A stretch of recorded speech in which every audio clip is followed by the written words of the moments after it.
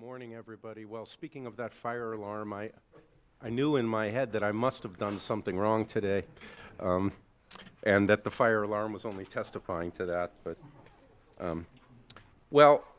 first of all, let me start out with some thanks. And in order to remember exactly who to thank, I actually put it down. The first thing is you all for getting up so bright and early this Sunday. Secondly, I would like to recognize the members of the board of the SCBCC, which is the organization that's putting this on, Southern California Bioethics Committee Consortium. They are, would you please all stand if you're here? Dr. Miller, are you anywhere in the room? Not in the room. Dr. Wenger, I see, is here. Dr. Gorlitsky, Dr. Landis, any of the other board members, Dr. Drought, Teresa Drought, and I think that might be all of the board members who are here. Secondly, you know, the time span for putting this conference together has been close to a year, and I've been working hand in hand with LMU, who are the co-sponsors of this event. So, of course, my thanks already to Dr. Deloro and especially also to Elizabeth Quiroz. Elizabeth, are you here? She's probably up at the registration desk. Elizabeth was a real trooper in putting together this event. Next, the group which is probably new to many of you in the room, and that's what's called the UCLA Bioethics Brigade, a group of undergraduates at UCLA who helped me very much to put together this conference and are manning the front desk. You guys, would you please stand up and let us thank you? Thank you. All volunteers. Dr. Ken Murray, are you in the room? Thank you, Ken, for all the work you did with the press and for your advice to me with this conference. And our wonderful speakers, which you will hear introduced to you throughout the morning.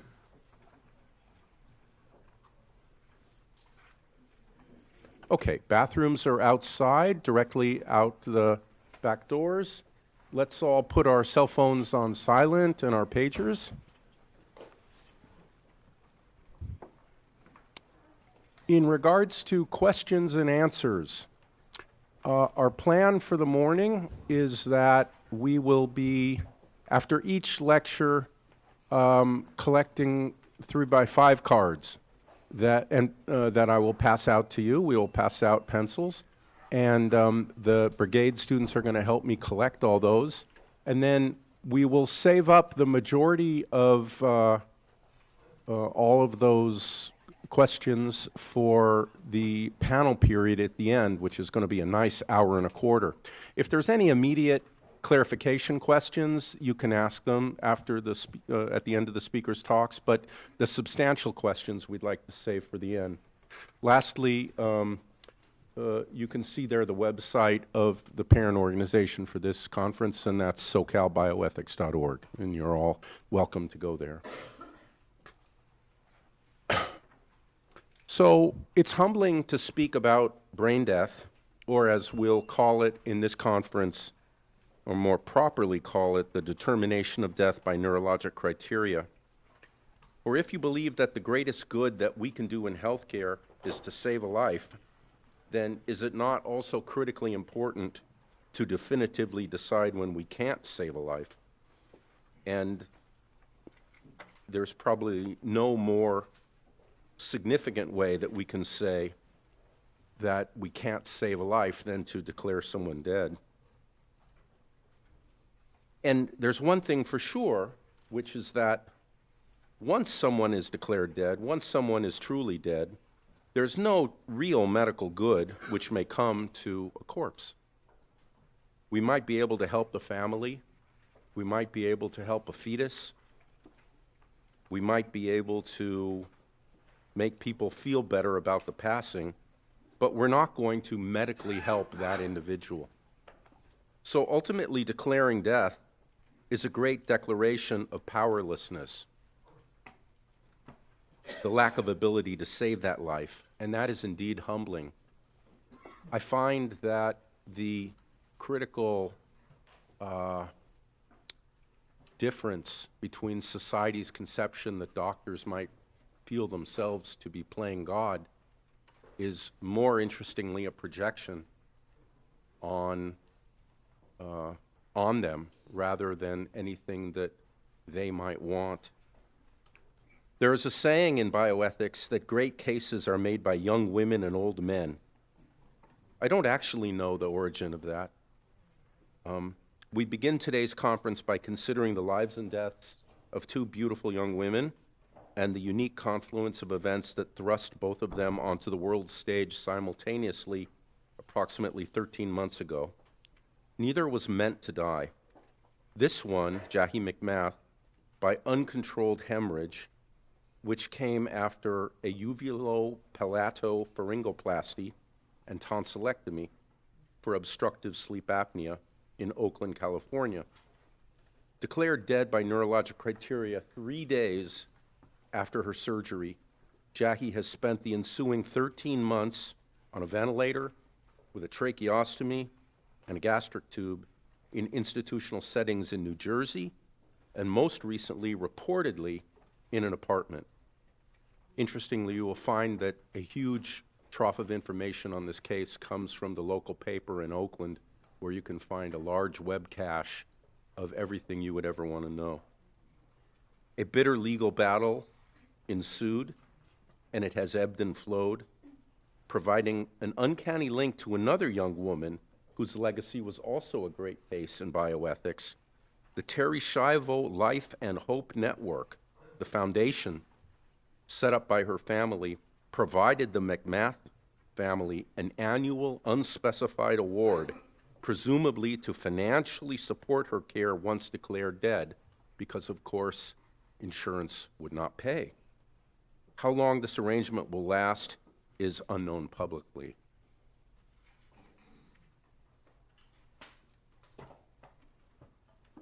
Next, we have Marlise Munoz, a 33-year-old paramedic, married to a paramedic, who presumably died of pulmonary embolism 14 weeks into the pregnancy of what would have been her second child had they both lived. Declared dead by neurologic criteria, a legal battle ensued between her husband and the Texas hospital, who believed that supportive technology could not be stopped because relevant state law requires that advance directives for living patients not be acted upon when a baby's life hangs in the balance. The case would have been tragic enough had Marlise and her baby been removed from supportive technology at the time of her death, but the confusion about her status and the applicability of the Texas law caused her to linger on supportive technology until 2 months later, adding tragedy to tragedy.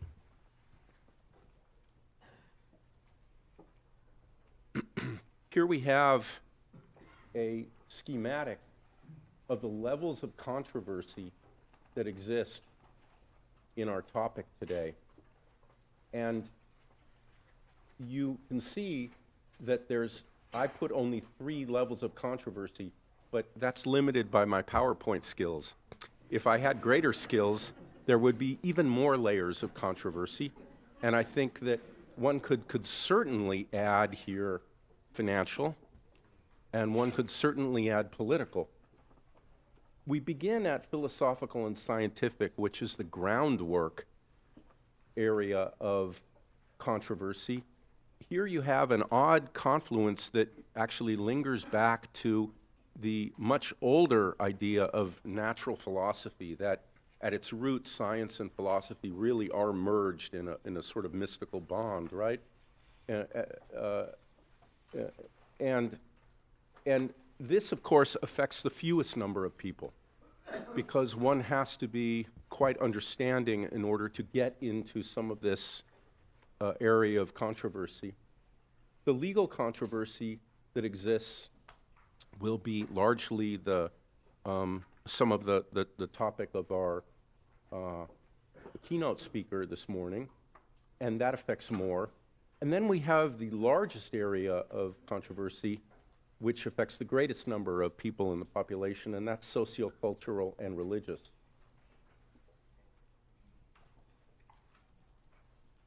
Now I want to introduce to you the problems that a working bioethicist or member of an ethics committee might actually deal with in regards to cases about quote-unquote brain death in a hospital.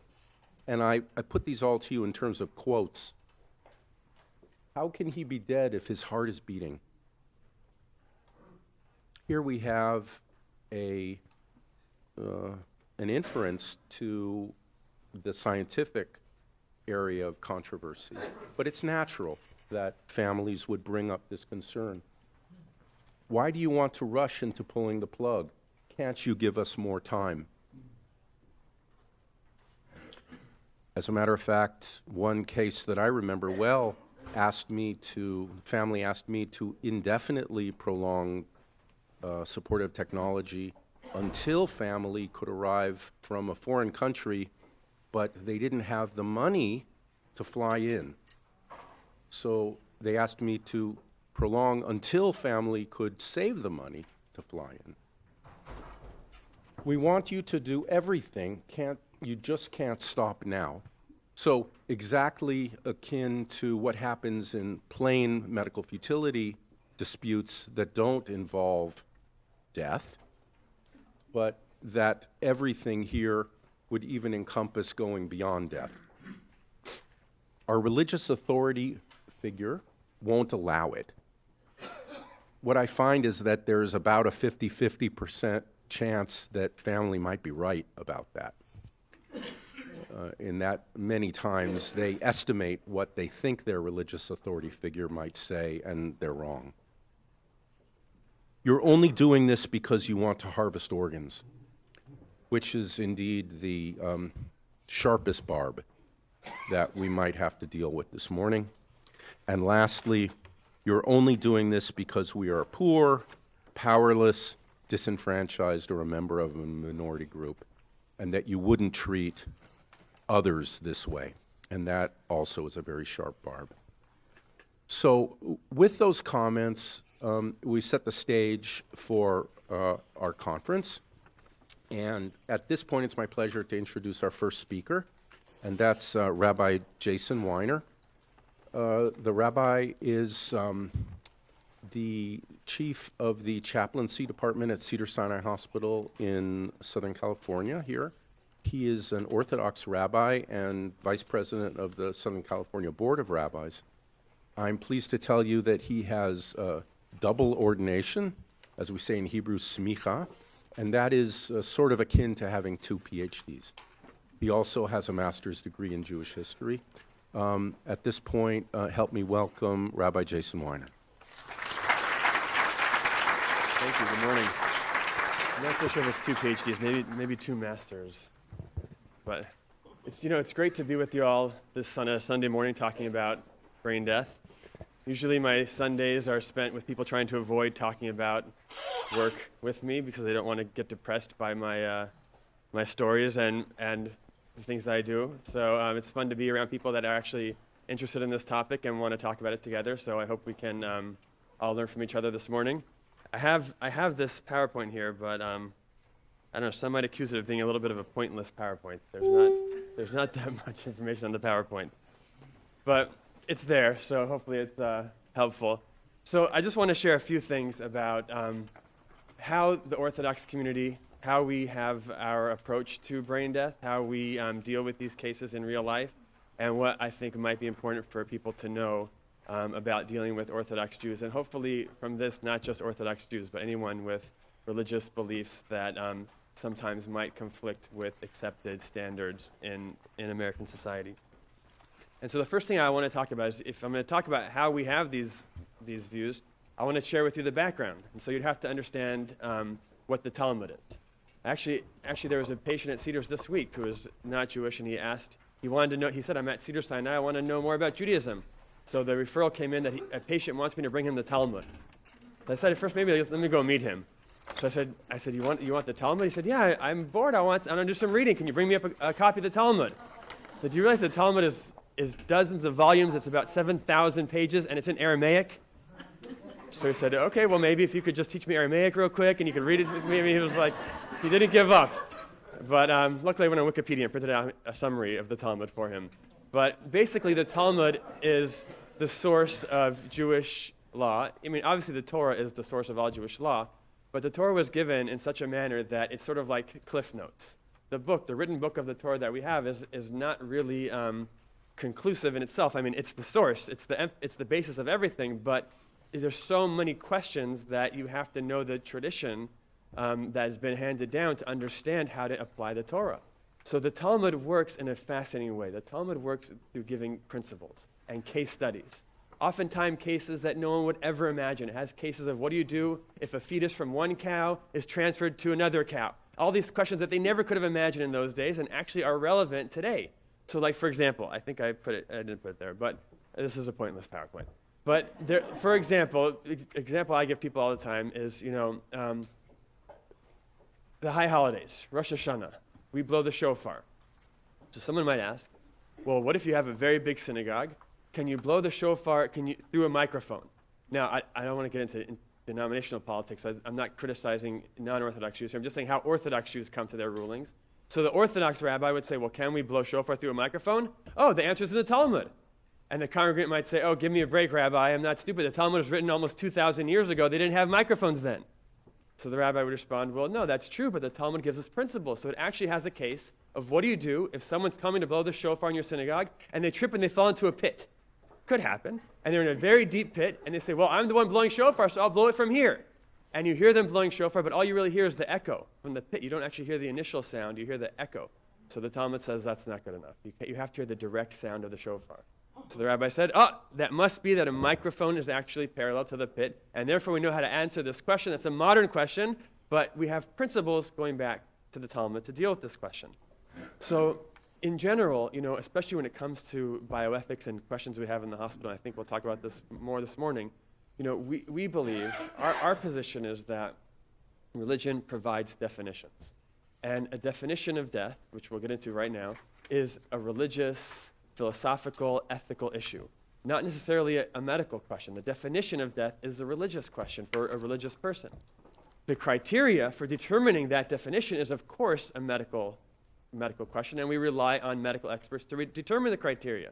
But to establish a definition is, for us, a religious question. So how does the Talmud deal with this? There's no place where the Talmud simply says, when is a person considered dead? I think it was probably simpler in those days to determine death. But there are cases where it comes up and we can learn from this. So for example, the main case in the Talmud is in the tractate called Yoma, page 85a.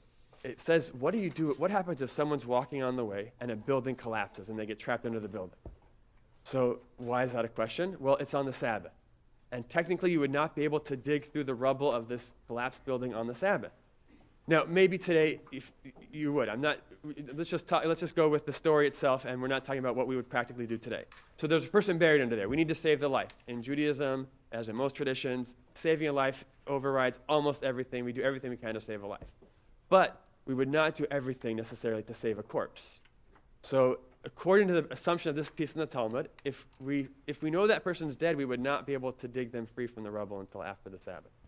So the question becomes, when you're digging to find them, at what point do you know that they are alive and therefore you can keep digging? Or at what point do you assume that they are no longer alive and you have to leave them there till Saturday night? So the Talmud says, well, if you can dig up to their chest and feel apparently their heartbeat, then you'll know. Then it says, no, but there's another opinion, you have to dig to their nose to feel their nostrils, apparently looking for respiration. The Talmud debates a little bit and concludes the main goal is to find their nose so that you can determine respiration, because the verse in the Torah says anything that's considered alive is that which has the breath of life in its nose. Just like God breathed life into Adam to give Adam and Eve life, so too the way life ends is when the soul departs through breath, apparently concluding that respiration is the determinant of death. The problem is that it's very difficult to apply this to modern times, so there's two schools of thought about what we mean by respiration. So some say that what it means is complete and irreversible cessation of all vital bodily motion, including the heart. A person has to be not moving at all. well, I thought we only care about the nose. Well, the classic understanding of that is that, no, we actually care about heartbeat, but it's too difficult to actually feel the heartbeat through the rib cage. So the easier thing to do is to feel for breathing. In other words, the respiration is just a test or an indication, but that the actual criteria for death is the heartbeat. And this is how the majority of Orthodox rabbinic authorities read this piece in the Talmud, that the goal is if anyone has a heartbeat, that means that they're alive. The test that they did at those times was looking for breath. Another school of thought, and this was the school of thought endorsed by the chief rabbinate, which we'll talk about in a couple minutes, was that you see from here that the conclusion of the Talmud is respiration. The goal, what it means to be alive is if someone's breathing. And therefore, death is determined by irreversible cessation of spontaneous respiration. And once a person can't breathe on their own, they're no longer dead. When do we know now with modern technology that has stopped? When someone is respiratory brain dead is the term they use. When their brain stem no longer continues to function because they can't spontaneously breathe anymore. So that is the debate between two sides. The majority opinion, assuming that if there's heartbeat, vital motion, a person is alive. The other opinion, but no less than the chief rabbinate, is that the ability to spontaneously breathe is a definition of life. However, there's one more source. There's one more piece in the Talmud. The Talmud also talks about, when a person dies or an animal, there's a certain type of ritual defilement that ensues, and that a Jewish priest, a Kohen, can't come in contact with that object, or that being. So it says, at what point does it begin? Well, if you would chop off a head of, like it gives an example of an animal there, if you chop off the animal's head, then even if the animal continues to move around, obviously it's just reflexes, like a chicken, I guess, with its head cut off, then it's considered dead once the head's gone. So some people call that,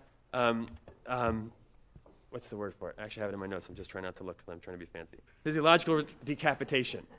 I'm testing myself. Why should I play these games? Physiological decapitation. That's what certain rabbis have called this, that they have to have complete cessation of all brain function. It's not just brain stem, but according to this opinion, this third school of thought, a person would have to be brain dead is considered death, but it would have to be no function whatsoever, a complete death of every cell of the brain. So some people have gone with that approach, and according to them, they do not really generally accept neurological criteria for determining death because they feel that there is some function remaining in the brain. So those are the three sort of opinions in the rabbinic community, and therefore they lead to three different determinations. One being heartbeat. If there's any heartbeat, a person's alive.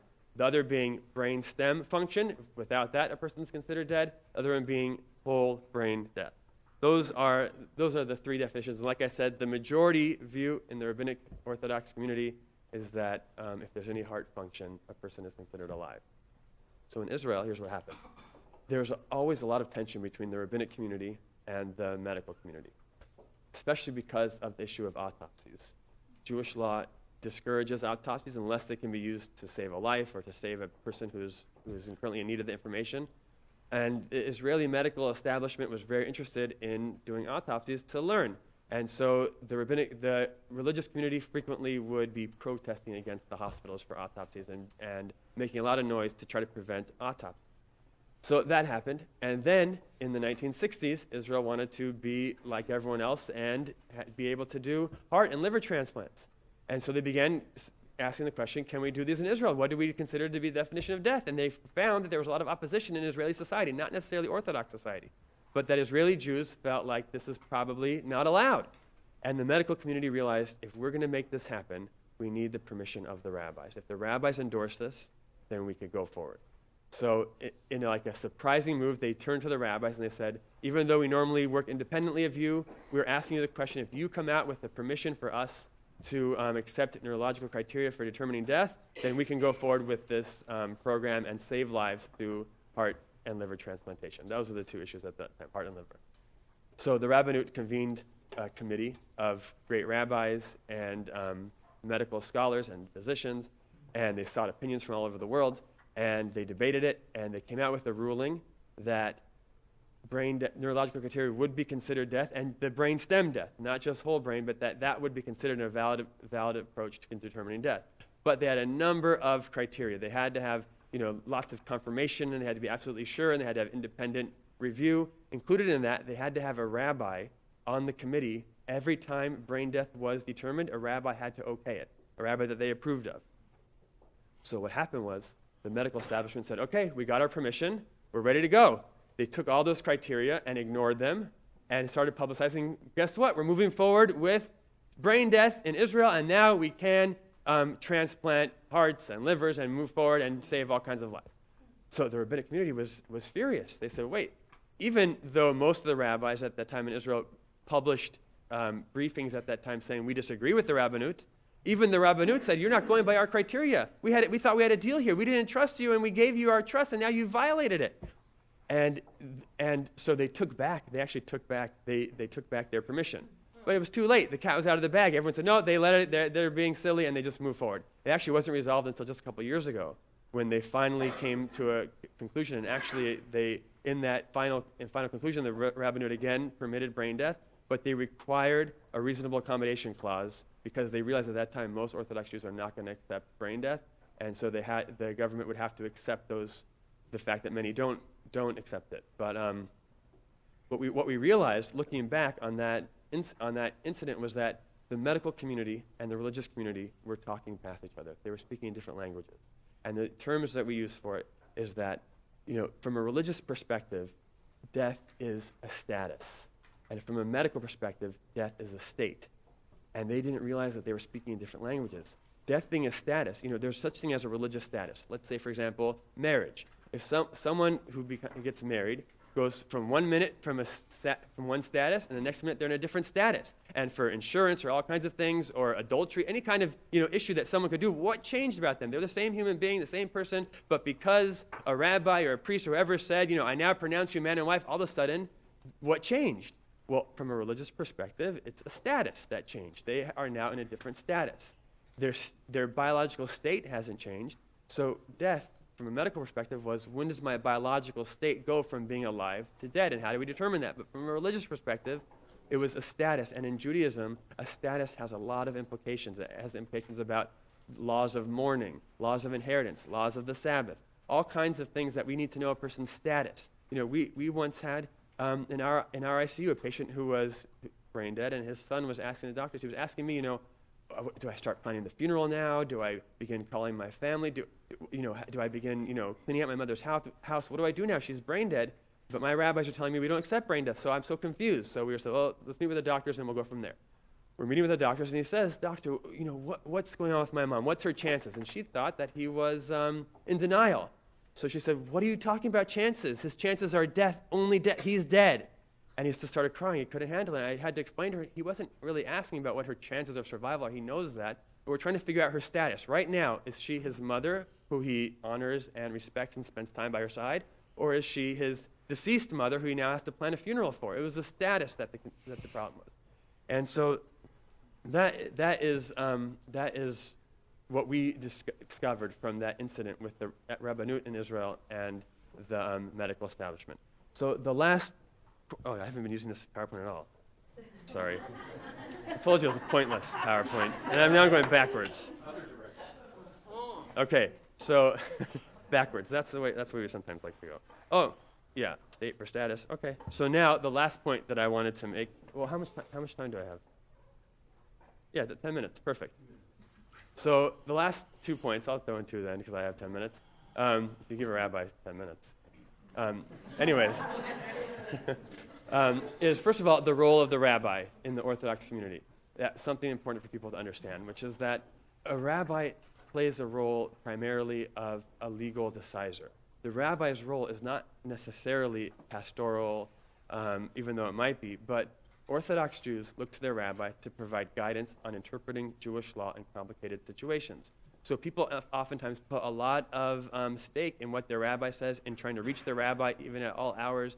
And it's extremely important to people because the rabbi's ruling initiates that status that I mentioned. So it's an important role, and it's a crucial role. I'm not just saying because I'm a rabbi and I'm trying to increase my own stock, but I mean it's just a reality in the Orthodox community. And what's interesting is that frequently, non-Orthodox Jews, we sometimes have a dilemma in the hospital, and we have 3 of our amazing ICU social workers here I see. Don, Stephanie, and Samantha. So if you have any questions, they're the ones that really answer. Oh, and Diane, good to see you too. So anyways, they're amazing. We have an amazing team there. So what happens frequently is sometimes people will be confused. And they'll turn to me and they'll say, Rabbi, we have this family who's, the patient's brain dead. And we saw that they were, coming and watching TV on Saturday and they were eating their bacon burgers. And now all of a sudden, oh, we're Orthodox Jews. Oh, no, we don't accept brain death. Or no, we have a problem with this. Rabbi, could you please help us figure this out? This does not seem sincere to me. And, okay, sometimes people manipulate things. But more often, we have a reality in the Jewish community. I think, it extends beyond that, but I can only speak from my experience, where people might not take something. You might express their religion in certain ways throughout their life that work for them. But when it comes to certain issues that are literally life and death, they sometimes say, well, you know what, I want to be really sure about this, and I don't want to live with guilt for the rest of my life, and I also know that there's a tradition about this, and this is a pretty big deal, so I want to be careful, and I want to go according to, what my tradition says about this. It might not be that in their daily life certain issues are not of a concern to them, but when it comes to such issues of such a magnitude, all of a sudden, religion becomes important to them, and that's not necessarily insincere or that they're trying to manipulate. It actually sometimes is a real concern. And, people are going to have to live with the decisions that they make at the end of life for the rest of their lives. And a big part of my job as a chaplain, and walking people through this, seeing it over and over again, is trying to ensure that they do make decisions in a way that they will not be left with guilt for the rest of their lives, having felt that they didn't do what they could have done, they weren't as careful as possible, they didn't consider all the ramifications. So it's an important issue. The other issue that I wanted to mention, this is actually the last one, is the issue of miracles, which hopefully we'll talk about as well. Because this also comes up, People from a religious perspective oftentimes start talking about the hope for a miracle. And that also can become kind of like a standoff between the staff and the patient and their family, because it sometimes seems futile or like wishful thinking, magic. So how do we deal with people? How do I ask, as an Orthodox rabbi, that people deal with this hope for miracles? So the way we tend to talk about it is, distinguishing between hope and expectation. I think to have hope, to maintain hope throughout all odds, is a beautiful thing and a crucial thing for many people. It's important to have hope, and you never know. People always bring up in the hospital, oh, I heard about that one time where such and such case happened, and so it could happen again. And, taking that hope away from people is so devastating, and I think so unfortunate that we want to maintain hope. And in fact, for a patient or their family to maintain respectful dialogue with the medical team, it's important for the medical team to also respect that desire for the miracle, for the hope. But we don't have to have expectations of the miracle. That's where we distinguish. It's okay to say, we hope it would go like this, for example. The patient's son would say, but doctor, I think a miracle is going to happen. Can you please, so we have to let it go. We have to keep trying. So I would hope that a doctor would say, instead of saying, well, unfortunately, usually the miracle doesn't happen, so let's not plan for that. The doctor, I would hope, would say instead, I also hope for that miracle. Yeah, let's keep praying. And the rabbi's here, this Rabbi Weiner, usually his prayers are answered. So, ask him to pray for you. Okay, I was joking that. But that they would say, I also hope for a miracle, and let's maintain hope, and let's keep hope alive. In the meantime, what are we going to do about let's talk about what normally happens and how this might look and how we're going to plan for this reality while we maintain hope. It's okay to be hopeful and still plan appropriately and responsibly. So that's a distinction we ask people to make. So in summary, the three distinctions that are crucial, at least from our perspective, are definition versus criteria. We believe that the definition of death is a religious issue for a religious person, and in the Orthodox community, that definition is most often any spontaneous vital motion, which includes heartbeat, means someone is alive.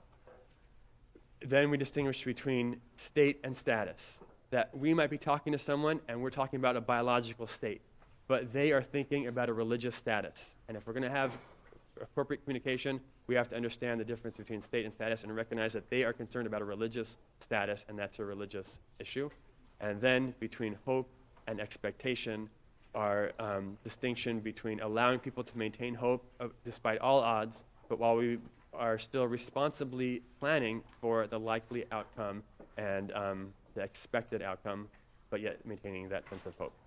Hopefully later, I'll conclude now, hopefully later we can talk about, I can share with you how we experience reasonable accommodation at Cedars-Sinai. It's something that we invoke frequently, and it's a big issue because we have many patients from Orthodox families who don't accept brain death, and so we've come up with ways of reasonably accommodating, and it's been complicated, but we have a lot of experience with that. And also, if someone asked me to just share, I have like a booklet that I wrote about observing Jewish law in the hospital, so someone suggested that if people are curious about this, that I bring some of those. So I have a little stack of them, so if anyone wants to just ask me, or I'll put them out somewhere. I have about a couple with me, so I'm happy to share those. But anyways, thank you again all for being here. I hope this made sense. I don't even know if I got through my whole PowerPoint. I think so. Yep, it's done. So there we go. So welcome, thank you.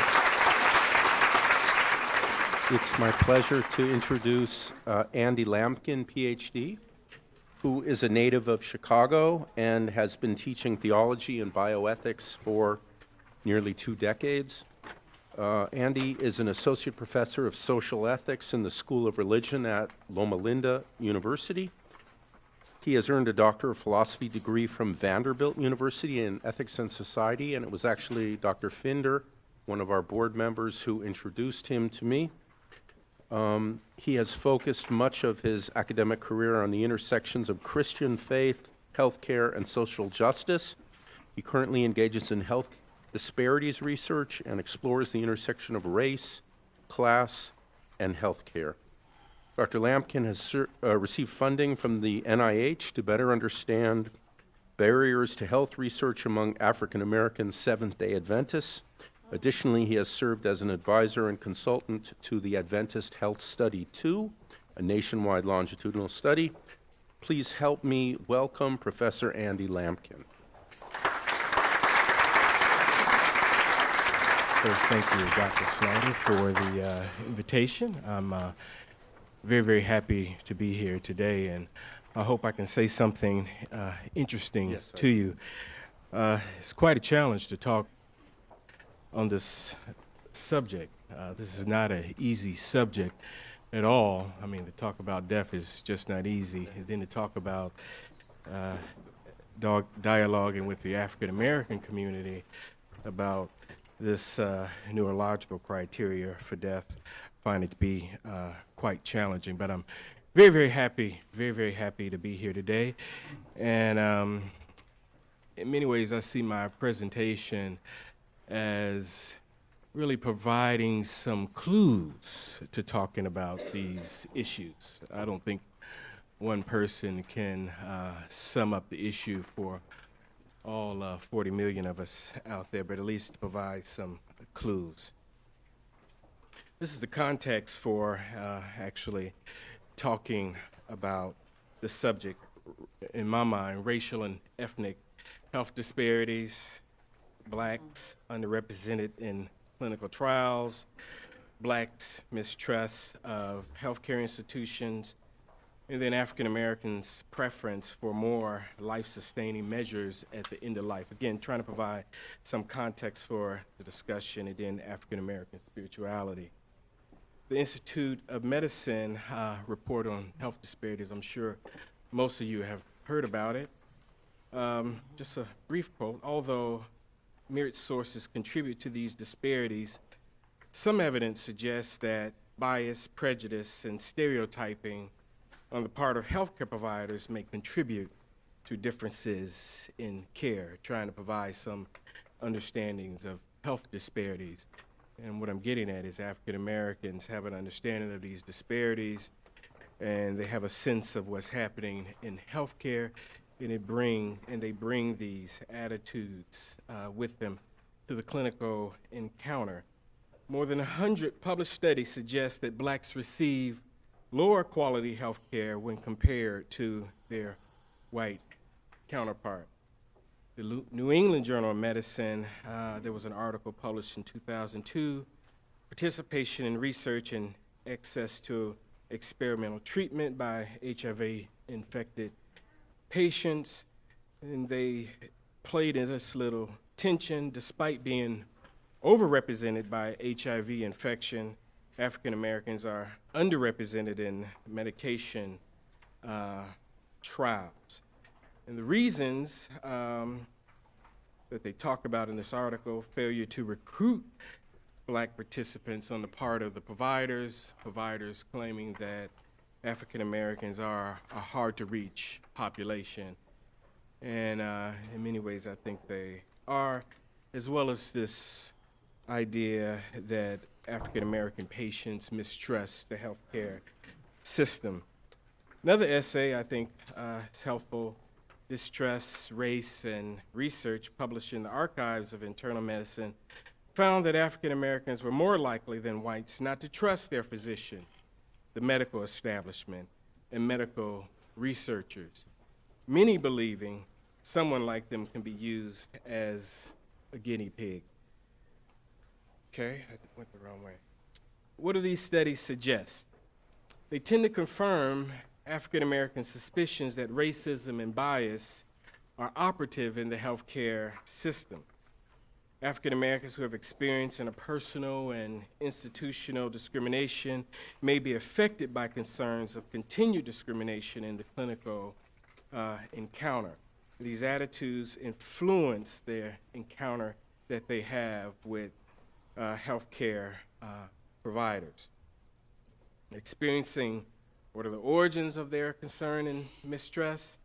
Experiencing life in a race-conscious society like ours. Again, interpersonal and institutional racism. Negative encounters with the health care system. African Americans often report very negative encounters with the healthcare center, experience of disparaging comments by providers as well as support staff, all impact their views and their relationship to the healthcare system. Then I got this little note about cultural memory. I'm going to talk about this in just a second, talk about the African American grapevine. Patricia Turner, she wrote a little book, I Heard It Through the Grapevine, Rumor in the African American Culture. I think her work provides a context, not really a context, but her work provides at least some clues for understanding African American mistrust of the healthcare system. She identifies in her work two motifs of danger that condition black perspectives and attitudes towards the healthcare system. She lifts this notion of a conspiracy motif as well as a contamination motif. And you've heard about some of these. Conspiracy, probably the most dominant, which suggests that there's this organized plot by the man or the powers to be against black Americans, and this plot includes a myriad of actors: FBI, FDA, CDC, and the like. These motifs of danger are spread through the grapevine, through the rumor mill in the African American community, and they influence the cultural memory of African Americans. For generations, negative stories have been circulated within the black community about medical abuse and medical neglect by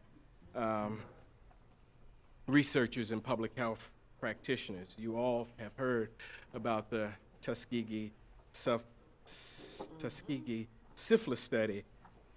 These stories are circulated through the black community, and they just kind of fuel and fan the fear and mistrust of the medical establishment. And again, we bring these to the clinical encounter.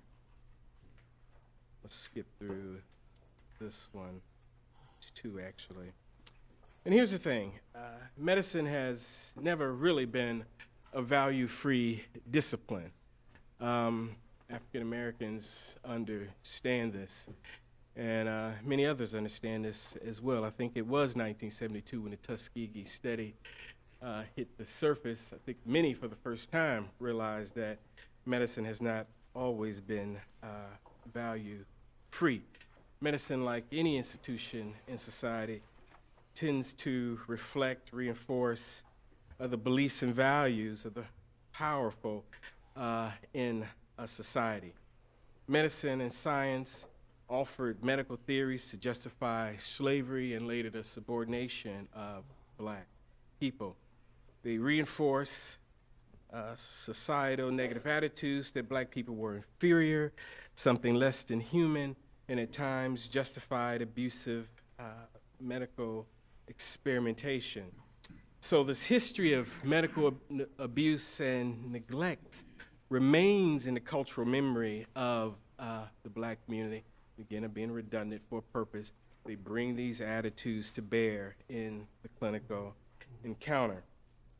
So, what are some of the present day concerns in the black community? Health disparities loom large. It's, in many people's minds, just an example of how the healthcare system has been and is unjust towards certain populations, ethnic and racial minorities.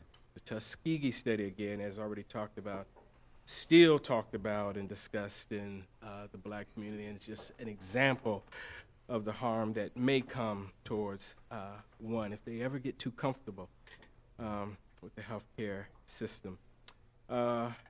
Condom distribution back in I guess it was the 90s or so, with the spread of HIV/AIDS, there were various proposals to make condoms more available. But some took it as a government plot to reduce black births. Neuroplant, remember that? There was a lot of controversy around it, particularly when there were some proposals to really encourage women on welfare to use this device. Again, the logic is, here's this system and here's the man, so to speak, trying to limit black birth. Okay, there's other things that we could talk about. Sickle cell screening in the early 70s and some of the discrimination that people felt around these screening policies. There's also a bit of fear around public immunization programs. All these things, unfortunate actually.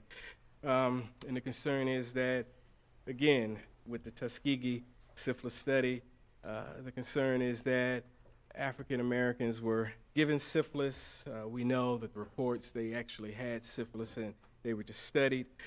But some feel with these public immunization programs that this may be a way to infect the African American community with toxic substances.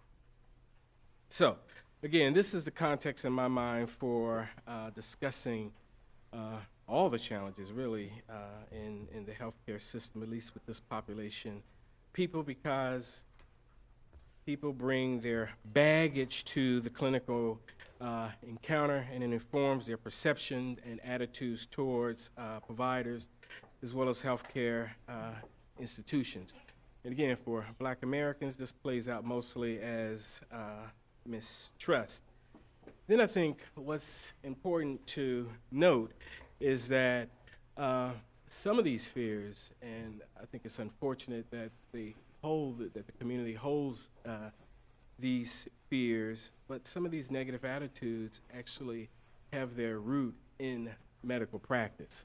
So it's not completely and absolutely irrational as such. There's a certain kind of logic to it. Well, how do you respond? Providers and healthcare institutions must work hard to build more trusting relationships with the black community.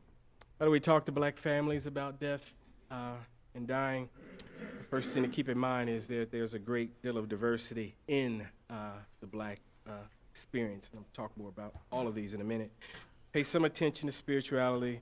There's this belief in the sanctity of life, the importance of consensus within the family context, and authenticity, or keep it real, as we sometimes say.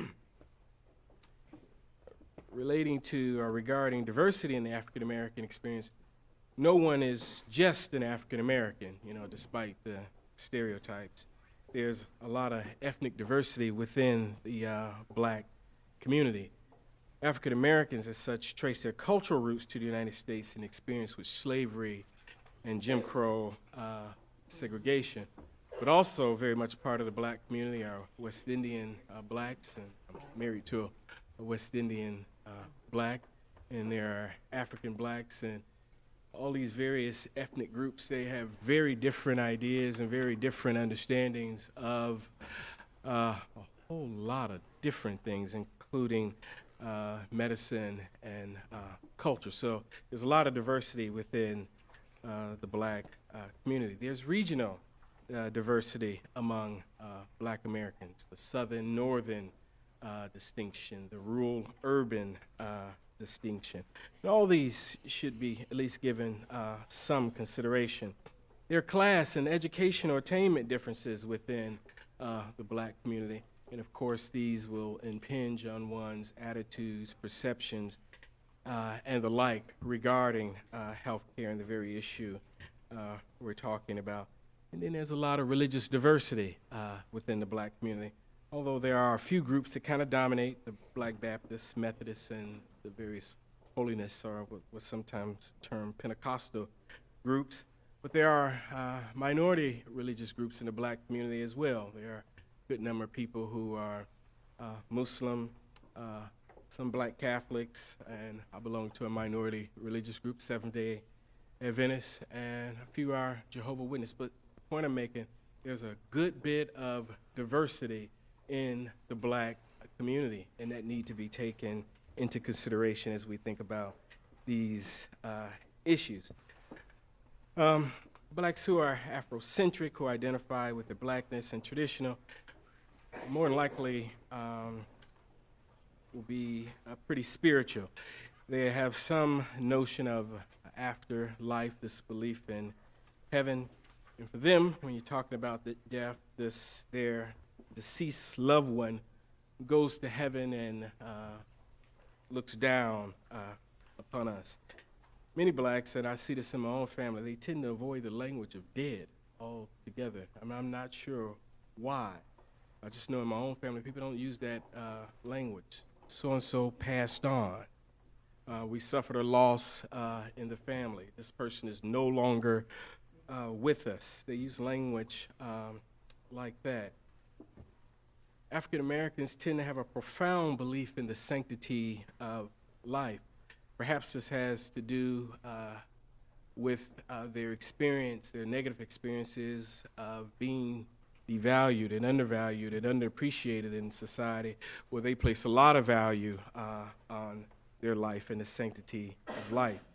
Tend to believe that life should be preserved at all cost. If you just talk to people, they would kind of support this notion. Blacks are not inclined to discontinue life-sustaining treatment once started. They perceive this as actually causing death, something to keep in mind. Not in favor of artificial means of terminating life, such as physician-assisted suicide. They see it as sacrilegious. You don't hasten one's death. Attending to the spiritual as well as the physical needs of black patients, I think, is extremely important as providers interact with the black community, to be sure. Consensus in decision making, and what I have in mind here is really in the context of family. African Americans tend to value people in the community, and again, especially within the family. Thus, to make decisions without respectfully listening to and valuing the input of others is considered disrespectful. All the voices, particularly in family, again, ought to be heard. This autonomous agent that we so often talk about in American society clearly relates to African Americans, to be sure, but they also have this very strong sense of community and family, and critical decisions ought to be made with the family around. Given the fast pace of medical practice, however, we're not always afforded the luxury of time, that is, in decision making. But if African American patient and their family are thrown into this kind of whirlwind situation and they're not given the proper time to really think the issues through and consult with other family members, it may cause family turmoil as well as great emotional distress. That I have just a quick note here. It would be offensive, particularly in a family, for one individual in the family to make a decision that would impact the entire family. Issues to consider as providers dialogue with families on death by neurological criteria. And it's just some things I'm placing on the table here. A family may not understand a brain death determination, which would require provider education. I think these are very, very complicated things. I think as a society, we are struggling with it more generally. So if one is just kind of thrown or hurled into a situation, it can be quite challenging to think through these issues. They may not agree with the brain death determination. In the earlier part of my presentation, this is really what I was emphasizing. Family may not trust the healthcare system, particularly at the end of life. Death is forever, and a lot is at stake. So all of these require, in my view, patient education as well as open communication between patients and providers. How to create that is challenging at times, and I don't think it can happen at the end of life. I think we need to build ongoing relationships with the Black community and dialogue along these issues. Educating patients about death by this neurological criteria. I think we need to develop better language to communicate brain death to families. Explain that the loved one has no brain function and has basically passed away. I think we have to admit that there's confusion around the language of brain death and be much more careful in our terminology. To say that someone is brain dead, in many ways it sounds like they're not really dead, or they're brain dead, but are they really dead? I mean, they have to, again, wrap their head around that. Communicate that the person has lost, again, brain function and passed away. Avoid referring to the mechanical ventilator as life support. Maybe more important just to describe what it does. Avoid the terminology of withdrawing life support, because it may be conveyed that the patient is actually alive. If you're withdrawing life support, why would you withdraw life support if the patient isn't alive? And these are just simple things, but people have to wrap their head around these notions. And if you use this language of neurological death, you're surely going to have to be prepared to engage in some patient education to explain exactly what that actually means.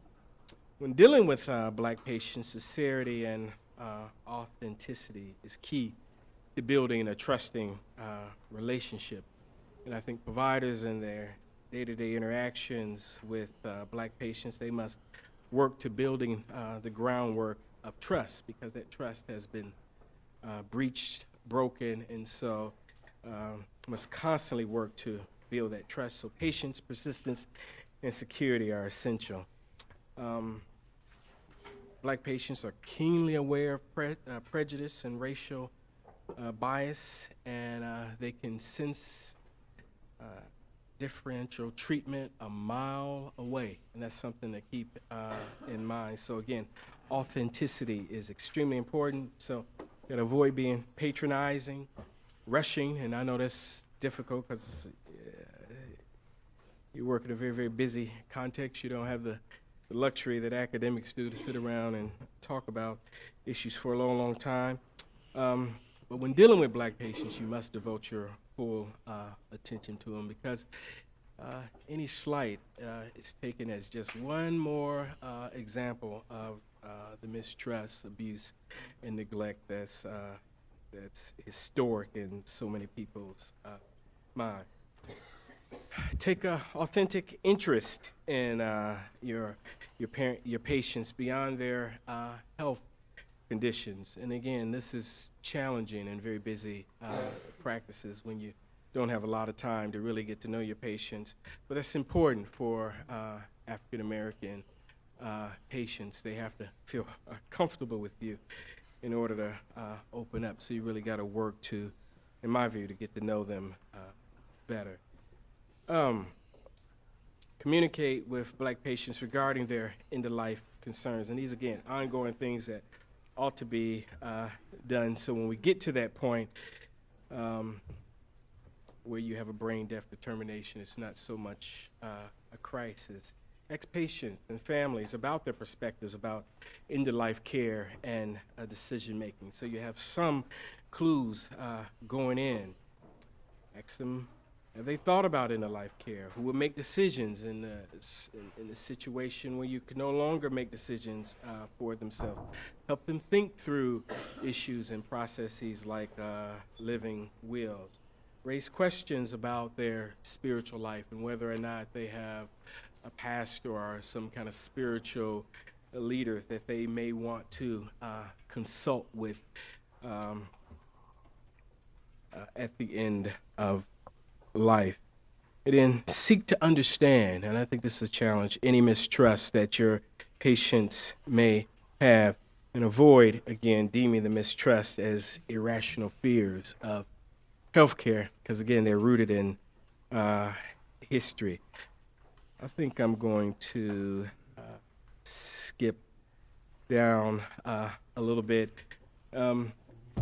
These are some goals I think that we must progressively realize in healthcare in American society. And these are ongoing issues. They relate directly to this, but they're bigger and broader issues.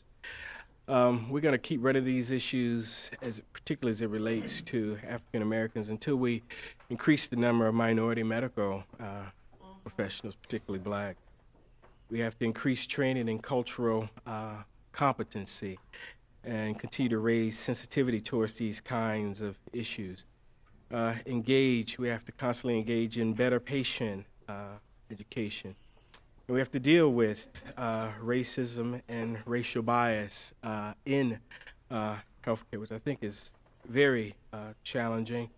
Many, again, in the Black community feel that it's there, so we have to address it.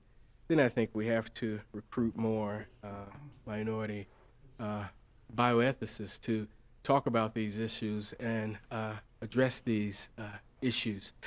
There was an article I read years ago, and it was dealing with this issue of race and bioethics.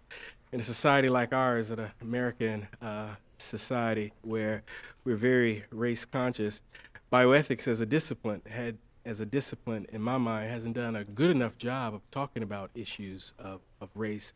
And we need to spend much more time talking about issues of race and bioethics in healthcare, particularly if our healthcare system is going to serve the entire population in American society. Thank you for your attention. Our next speaker is Neil Wenger. Neil graduated from the University of California, Davis in biochemistry with highest honors in 1980. Ever since, he has spent his entire academic and clinical career at UCLA, where he received both the MD and Master of Public Health degrees, and where he was chief resident in medicine, and subsequently assistant, associate, and full professor of medicine. Since 1989, he has been chair of the Medical Center Ethics Committee, and since 2004, director of the UCLA Health System Ethics Center. He is director of fellowships in primary care research and advanced internal medicine. He is recipient of awards for excellence in teaching and the recipient of 21 research grants. Neil has published 240 research papers, and his invited presentations are so numerous as to require 6 single-space pages in small font. He's reviewer for 5 major journals. A recent study with his colleagues of over 1,000 patients in 5 intensive care units of an academic healthcare system revealed that 20% were receiving futile treatment at a cost of nearly $12,000 per patient. 70% of these patients died before hospital discharge, and 85% were dead within 6 months. Thus, Neil implores us physicians to use medical resources wisely and to be frugal stewards of medical care. Dr. Weiner.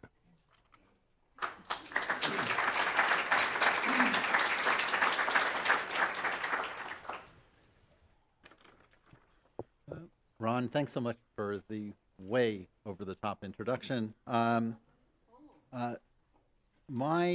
hope today is to spend a few minutes trying to link together clinical medicine with ethical aspects of medical care to help us see some of the things that perhaps we don't do quite as well as we could concerning death by neurologic criteria, and point out areas where we might improve and perhaps come together to develop things, materials that might make us better at this really difficult topic. I come at this from a very clinical perspective, but a few disclaimers. I've never declared anyone dead by neurologic criteria and shouldn't because I don't have expertise in it. They'll have quite a lot of exposure to such patients, including some of my own, and come at this from the experience largely of an ethics consultant. The second is that most of what I'll talk about today is the work of others. I'll try to cite them appropriately, but sometimes I get confused about what I learned from whom. So with that, I'll start with a case. Every case that I present at its core is real, but in the details is not. A man in his 50s battled a life-threatening illness and credited his rabbi's intensive assistance with helping him to do better than the physicians expected. The patient viewed his treatment as a combination of the surgery, the radiation, the chemotherapy provided by the physicians, and the dedicated religious effort undertaken by his rabbi. In the midst of his illness, he presented to the hospital with a large stroke that required mechanical ventilation and agents to bring up his blood pressure. Despite maximal therapy, he developed complete loss of all brain function, proven by several clinical tests as well as a blood flow analysis. He was declared dead by neurologic criteria. The man's wife requested that the ventilator and blood pressure agents be continued until their children could come and see their father later that evening. And when the children, ages 5 and 9, arrived 6 hours later, she led them to the bedside and told them that their father was doing fine. They should go home and go to sleep. They could return to see their father, who would be better in the morning. The patient's wife and family then related to the physicians that the rabbi had instructed that all life-sustaining treatment should be maintained and that any additional needed treatments should be added to keep the patient alive for another 15 hours. According to his emissaries, the rabbi was aware that the doctors had declared the patient dead, but rejected that contention. The family insisted that the treatment continue, anticipating the effect of the rabbi's prayer. Life-sustaining treatment could be withdrawn at noon the following day. The family insisted that the patient would want this. At noon the next day, family and rabbinic representatives gathered at the bedside to watch as the ventilator was withdrawn. This is a really complicated choreography. It involves families and external others. It involves nurses and respiratory therapists and doctors and sometimes ethics consultants. This is a very complicated set of circumstances that needs to be worked through in real time usually urgently. However, it's also something that doesn't occur very often. Death by neurological criteria is about 1 to 2% of all in-hospital deaths. That means a total across the entire country of 10 to 15,000 per year. I couldn't find exact numbers for the US. However, one Canadian study showed that about 1% of deaths in hospitals without trauma centers and about 4.5% of deaths in hospitals with tertiary trauma centers were deaths by neurological criteria. That means that a small hospital will have 1 to maybe a maximum of 3, 4, 5 deaths by neurological criteria in a year. And a large hospital, such as UCLA, will have around 25 per year. Now, we know that there's a clear relationship between volume and outcome. And how well can we do across this country doing something really complicated once a year? And not only that, but the number of people dead by neurological criteria is downtrending. And this has been known for more than a decade. These are, again, Canadian data. They seem to be the best at researching this. But for a variety of reasons, including helmet laws and better neurosurgery techniques, patients who have serious and severe brain injury are less likely to die by neurological criteria today than they were a decade ago. Now, that doesn't mean that they get all better. They usually are the fodder for other sorts of ethics consults. This complicated process of declaring death by neurological criteria has become increasingly complicated and, however, was very well described in a paper by Malcolm Shaner, Teresa Drought, Ron Miller, all of whom are here today, from 2004, and I encourage you to read it. It rings as true today as it did a decade ago when they wrote this.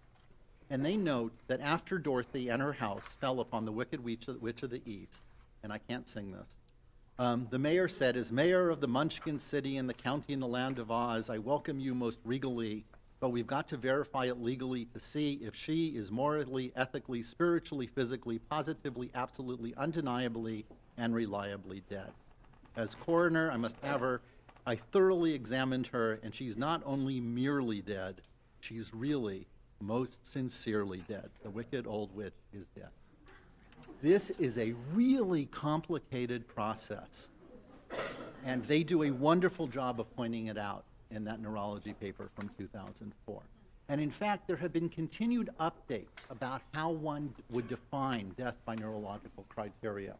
The most recent, I believe, is the 2010 from the American Academy of Neurology. And it's worth looking at what the prerequisites to make this diagnosis are.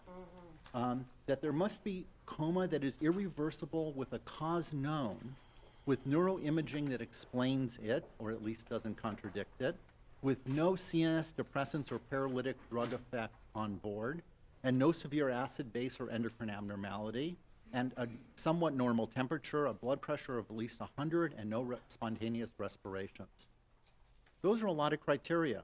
And then there's the examination, including non-reactive pupils, reflexes need to be absent, corneal, oculocephalic, and on, and no facial or limb movement to noxious stimuli. However, we all know that the spinal reflexes can be present, and they can sometimes be extraordinarily confusing to families. We recently, in our ethics committee, considered a proposal for a study by neurologists that wanted to evaluate patients dead by neurological criteria concerning their spinal reflexes. And a major consideration was how the family was going to respond to seeing limbs jerk. And what would that mean to their conceptualization that this loved one was dead? It goes on. You have to do apnea testing, and there's ancillary testing. They suggest one test is needed to be ordered only if the clinical exam can't be fully performed because the patient factors or the apnea test is inconclusive or aborted. And there's many tests that could be done, including angiograms and SPECT studies, electroencephalograms, Doppler studies. This is a complicated process. The same group looked at whether hospital policies included all of these components in order to declare death by neurological criteria. Now, to be fair, this paper was written 2 years prior to the set of criteria that I just presented. However, that was an evolving set, and in fact, it hasn't changed dramatically over time. What they found is that the majority of hospital policies lack many of these components of this very complicated, well-specified mechanism of defining death by neurologic criteria. Now, this is just the policies. This isn't what happened at the hospital. No one has ever done that study. The students out there, this will be a great study to do. However, for many of the important aspects of death by neurological criteria, hospital policies did not contain them, including the physical exam components, as well as how exactly to carry out an apnea test appropriately. This is likely what has led to these cases that we see in the news, not infrequently. Brain dead student awakens hours after doctor suggests pulling the plug. Certainly, this patient who walked out the class a week later was not dead by neurological criteria. This is a complicated, difficult to understand, and difficult to carry out set of processes at times. So what exactly is brain death? This is just one paragraph from an article in The Atlantic by Richard Senelik, who is a pretty well-known neurologist and head of a neuro rehab unit. What's the difference between someone in a coma who may or may not improve and someone who is truly brain dead and may be a candidate to donate their organs? Brain death is the irreversible cessation of all functions of the entire brain, including the all-important brain stem that houses the reticular activating system and the mechanism that controls our breathing. Dead is dead. Brain death isn't a different type of death, and patients who meet the criteria of brain death are legally dead. It can be difficult to predict a person's outcome after a severe brain injury, but it can be said with certainty that a brain dead individual is dead. So getting back to Dorothy and the Wicked Witch of the East, Shaner and colleagues say that this scene illustrates that the process of declaring death is no mere footnote, but must be legal, moral, dignified, spiritual, certain, transparent, ceremonial, and sincere. How do we do that? And do we do it very often? I believe that most of the cases that we see where there's problems, we didn't succeed in at least one of these criteria. The choreography of the diagnosis of death by neurological criteria requires recognizing possible death by neurocriteria, and then preparing the family, and then performing the diagnostic testing, and then declaring death, and then, one hopes, discussing possible organ donation. Reasonable accommodation, you see, is simply a footnote here, leading to withdrawal of machine. I'll try to talk about each of these. How do we prepare the family? Well, all of you who are physicians, probably in medical school or at some point, learned Bog-Buckman's spiked protocol. How do we talk about bad news? We set up the discussion, we assess the family's perception, we obtain the family's invitation, we provide knowledge in small chunks, his term, which I love. We empathetically address emotions, and we then strategize and summarize. For the social workers in the room, you can't believe that doctors need to be taught this, or the psychologists, but we do. And even after we get taught it, we do a poor job. And it's this breaking of bad news and the foreshadowing that this loved one, despite everything, and despite how he currently looked, pink and warm and moving his chest, is almost certainly doesn't get communicated. And we don't have good, readily available materials for this either. How does one educate about death by neurological criteria beyond the conversation? And I actually asked some of you in the audience and many in our LA area, what gets handed out to a family to prep them or to help explain to them? And we don't have any materials at UCLA, and virtually no one, except for a couple hospitals, told me that they had anything readily available. So I searched a bit and actually found an absolutely wonderful description of brain death from Brigham and Women's in Boston. Now, whether this is available at any reasonable price, I'm not yet certain. But it goes through in great detail how one understands brain death and what it means. It then goes on to say, does anyone ever recover from brain death? And sadly, no one has ever recovered after being declared brain dead. What does brain death look like? And it takes us through what it means to actually be brain dead. Brain dead, not a term that we would like to use, but they use here. Patients look asleep, but they're not. They don't hear or feel anything, including pain. This is because the parts of their brain that feel, sense, and respond to the world no longer work. In addition, the brain can no longer tell the body to breathe. Because the brain cannot control breathing, breathing must be done by a machine called a ventilator. As long as the ventilator is working, the heart will keep beating. You may see a brain-dead patient make movements. These movements are reflexes. They are not because the brain is working. I can think of a number of cases where a brochure such as this would have been quite helpful, especially really early on.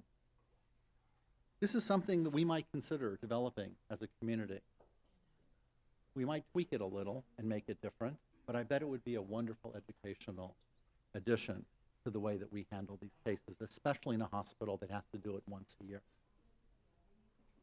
Most of the places I was able to find good materials explaining death by neurological criteria were organ donation websites and organ donation handouts. And in fact, I found very few other than those put out by an OPO. What does that mean? What does that suggest to the patient and the family? That we declare brain dead for a particular reason.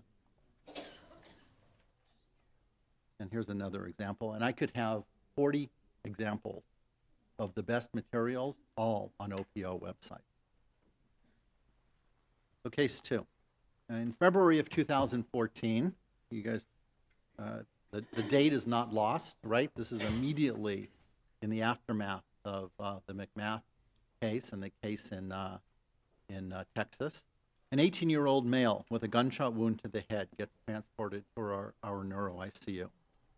Despite emergency surgery, neurologic status deteriorates and the physicians suspect that the patient on a ventilator and receiving pressors has died.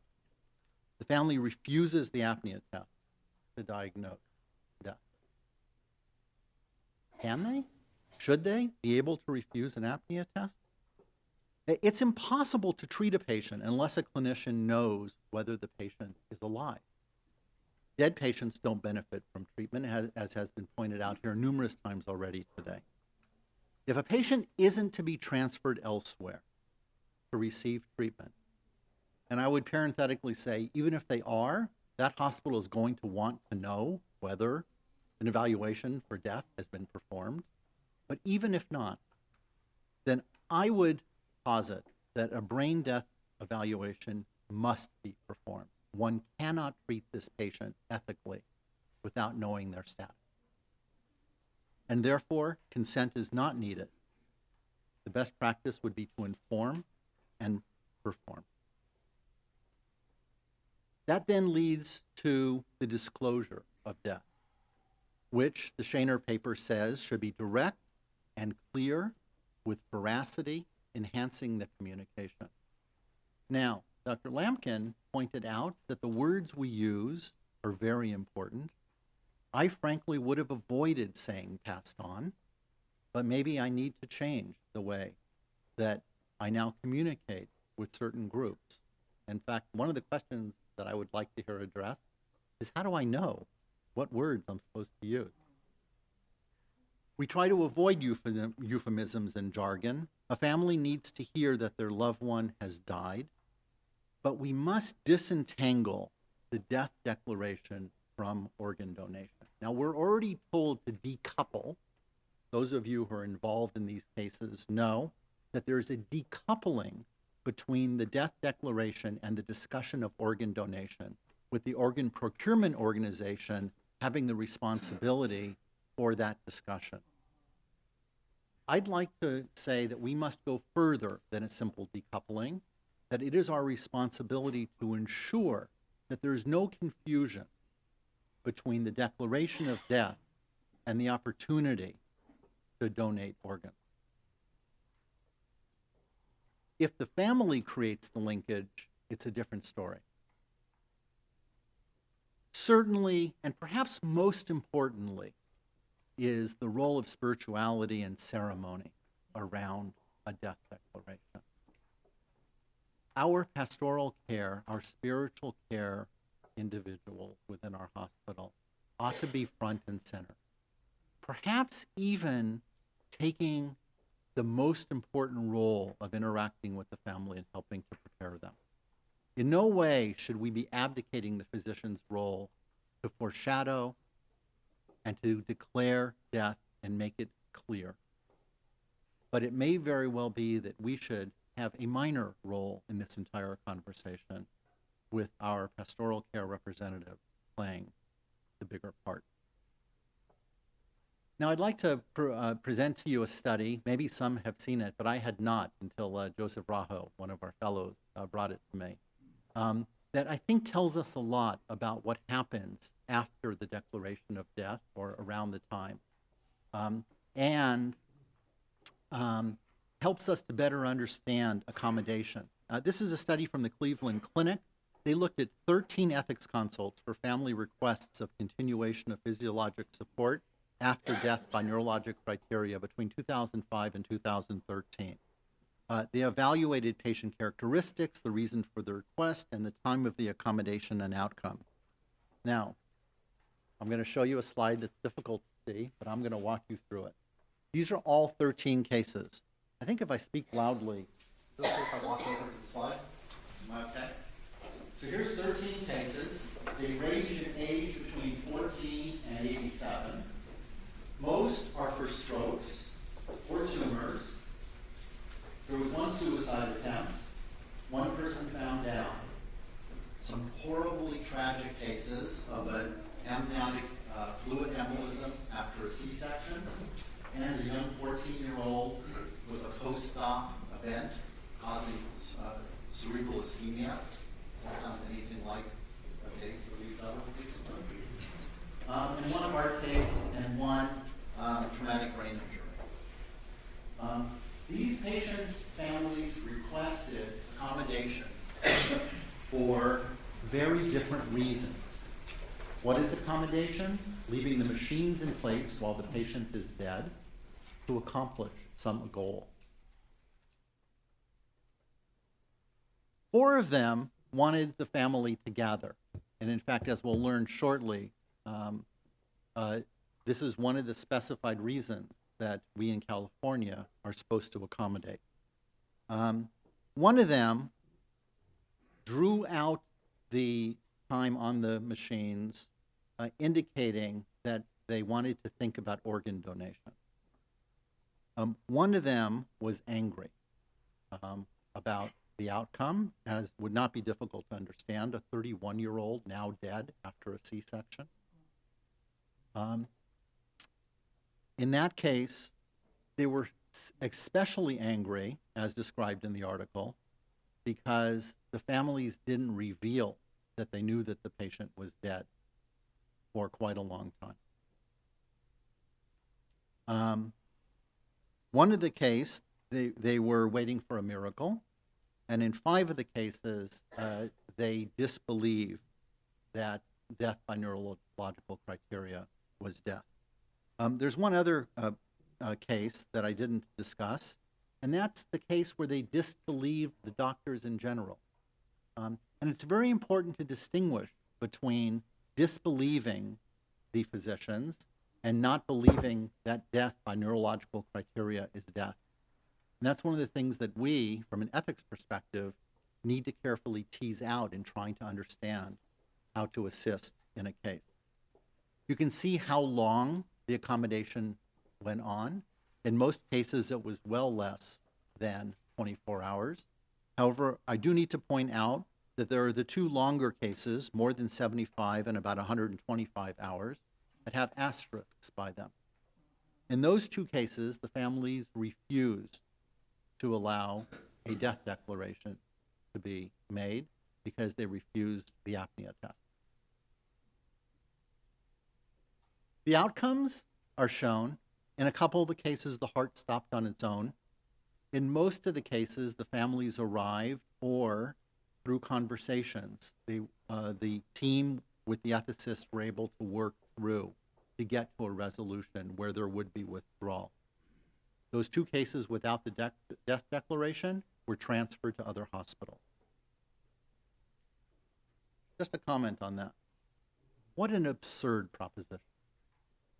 That we would permit the use of life support machines, in quotes, in death to reasonably accommodate, but refuse to permit the use of life support to maintain patients in a persistent vegetative state. Difficult to get my mind around that.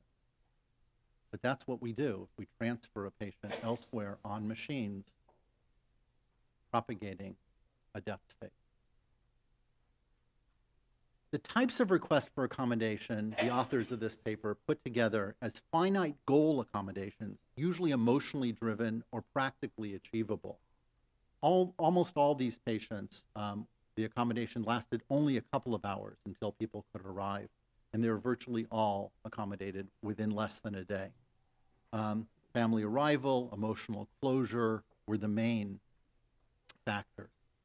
Indefinite accommodations, their term, usually based on trust or beliefs, but most commonly not accepting death by neurological criteria as a reality, often required more than 24 hours.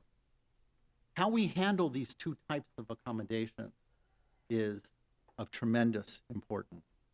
And it does require us to balance respect for the patient's belief, reducing the family's grief, and addressing emotional needs with our professional standard, the moral distress that we cause, especially among the respiratory therapists and the nurses and the social workers, respecting the dead and the care and resource needs of our other patients. A third case, an 82-year-old woman sustained a massive stroke that was non-amenable to treatment. Over 2 days, she progressed to death by neurological criteria. So the family asked the ventilator be maintained until the family arrived from Asia a week later. The medical team explained that this would be attempted. The unit was not full. It wasn't a lot of work. The patient had Medicare, so they explained that charges would accrue to the family starting the next day, since you can't bill Medicare after death. The ventilator was withdrawn. So how do we approach accommodation? I think we need to address accommodation at the outset. Make it a level playing field. Let families know that we have a responsibility to accommodate. And in fact, for specific sorts of accommodation, we will make every attempt to do so within our ability. Discuss what reasonable means and set limits. Clearly disclose what our hospital policy says and what we won't do. This, of course, requires intensive support of the family, including all the team members in agreeing to this. Otherwise, you end up with very unhappy team members, often acting out that unhappiness in ways that contributes to more difficulty for the grieving family. But I can see no ethical justification for continuing physiologic support of a dead person without a finite goal. So this choreography requires many things of us as hospitals, as clinicians, as ethicists. It means that we need to empathically break bad news, to foreshadow, and hopefully to provide written materials, maybe that we can develop together.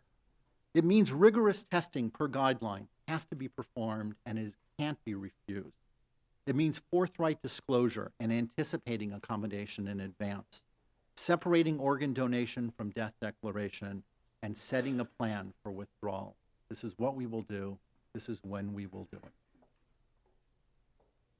So lastly, in reprise of case number 1, this case, I believe, was poorly handled by the clinical ethicist, and I can say that because it was me. There is little doubt that the patient would have wanted the treatments maintained and escalated to permit a chance for a miracle. And the finite request was made for less than 24 hours. It would have been into the Cleveland Clinic's criteria.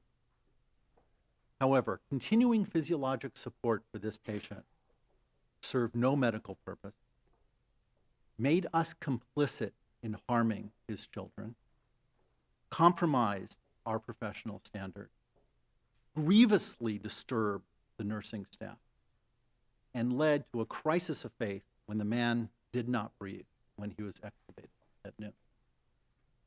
Thank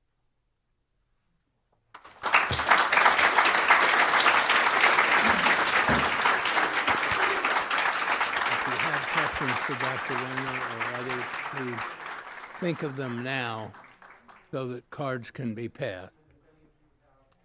Our next speaker is Thaddeus Mason Pope, attorney, PhD. Am I not audible? Am I audible in the back row? Yes. Thank you. He graduated in philosophy from the University of Pittsburgh with highest honors and Phi Beta Kappa. He graduated from Georgetown University as an attorney, but also with a PhD in philosophy and bioethics.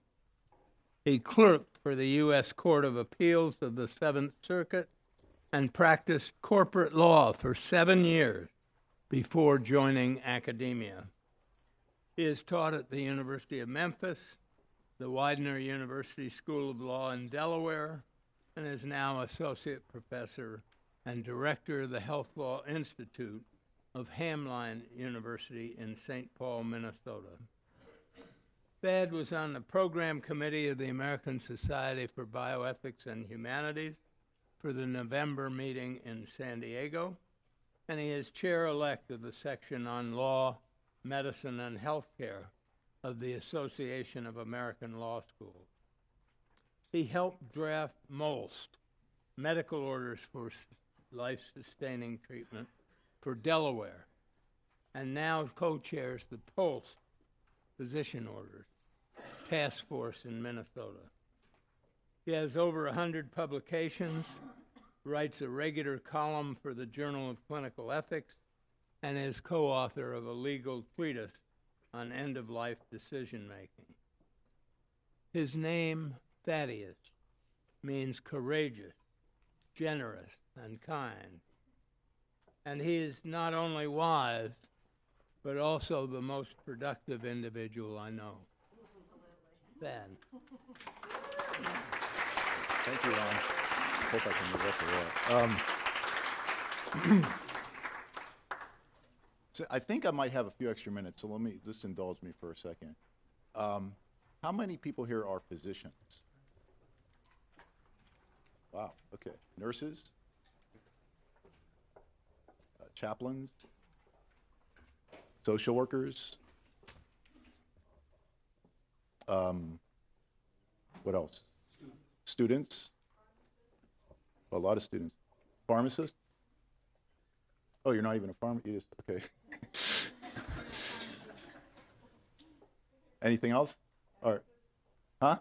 Oh, right, of course, that's the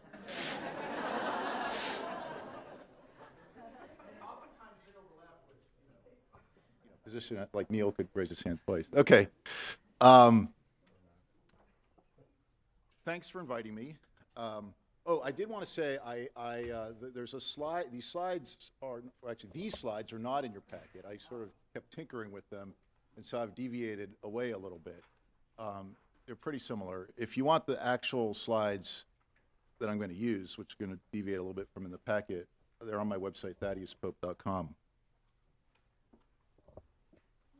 And I want to just especially thank you for inviting me in January, because I am coming from Minnesota. I am an attorney.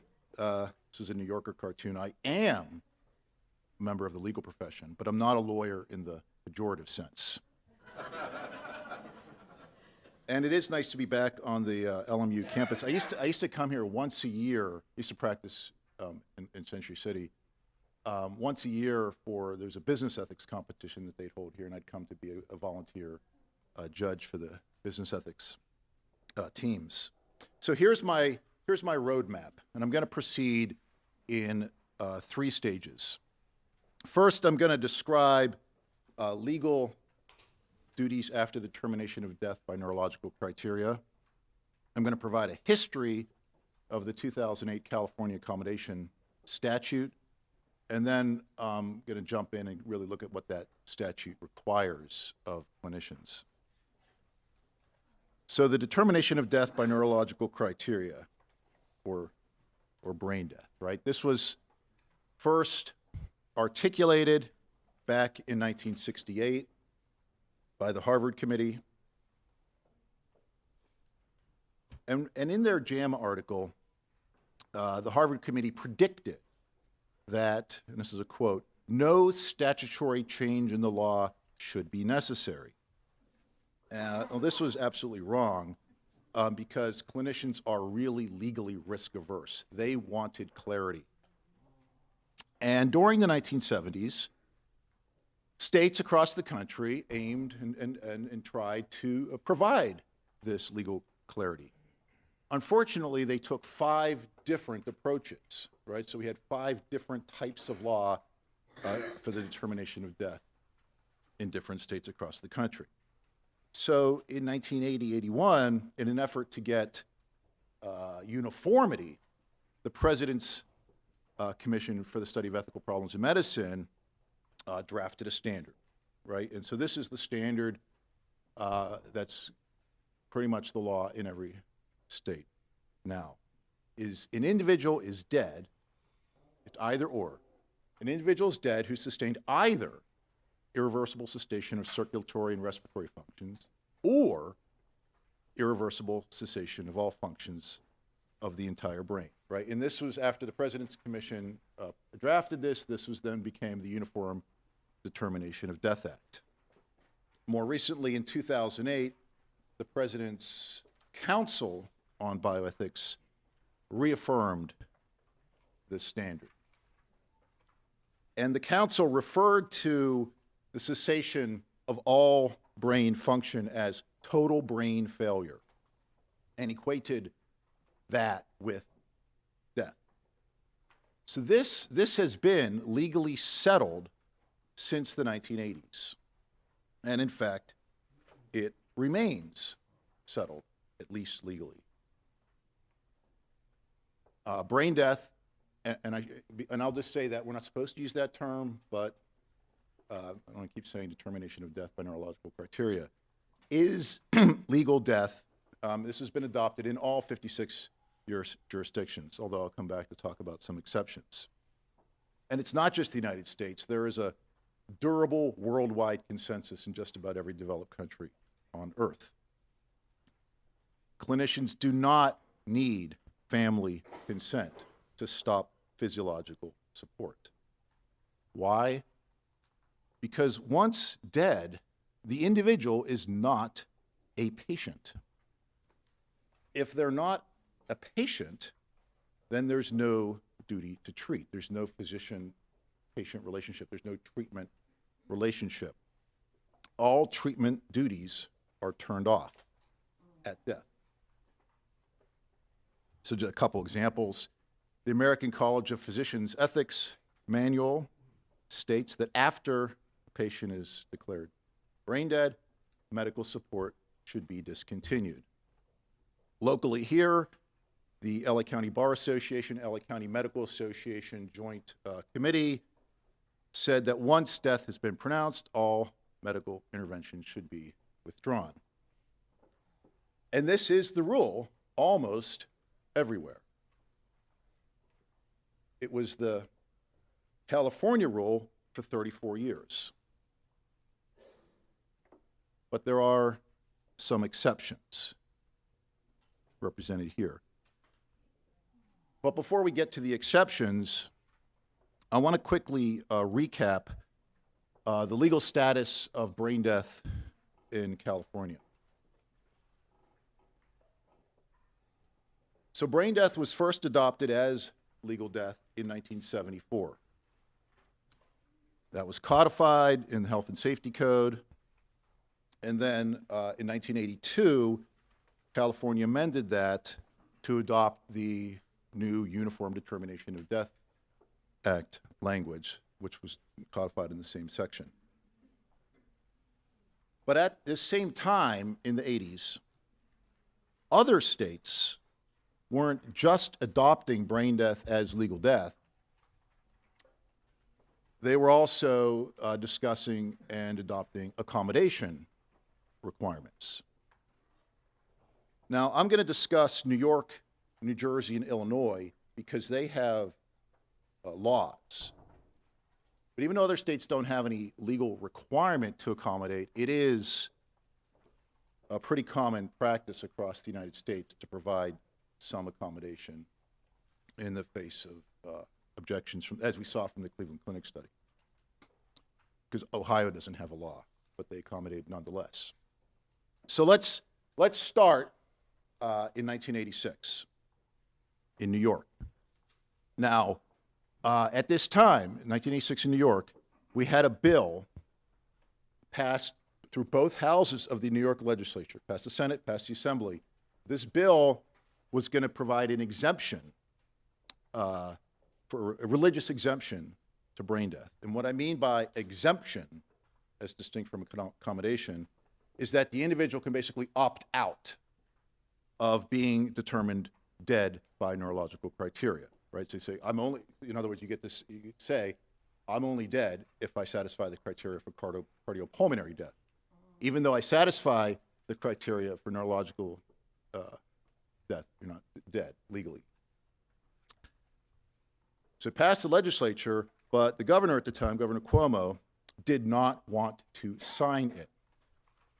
But he also didn't want to veto it.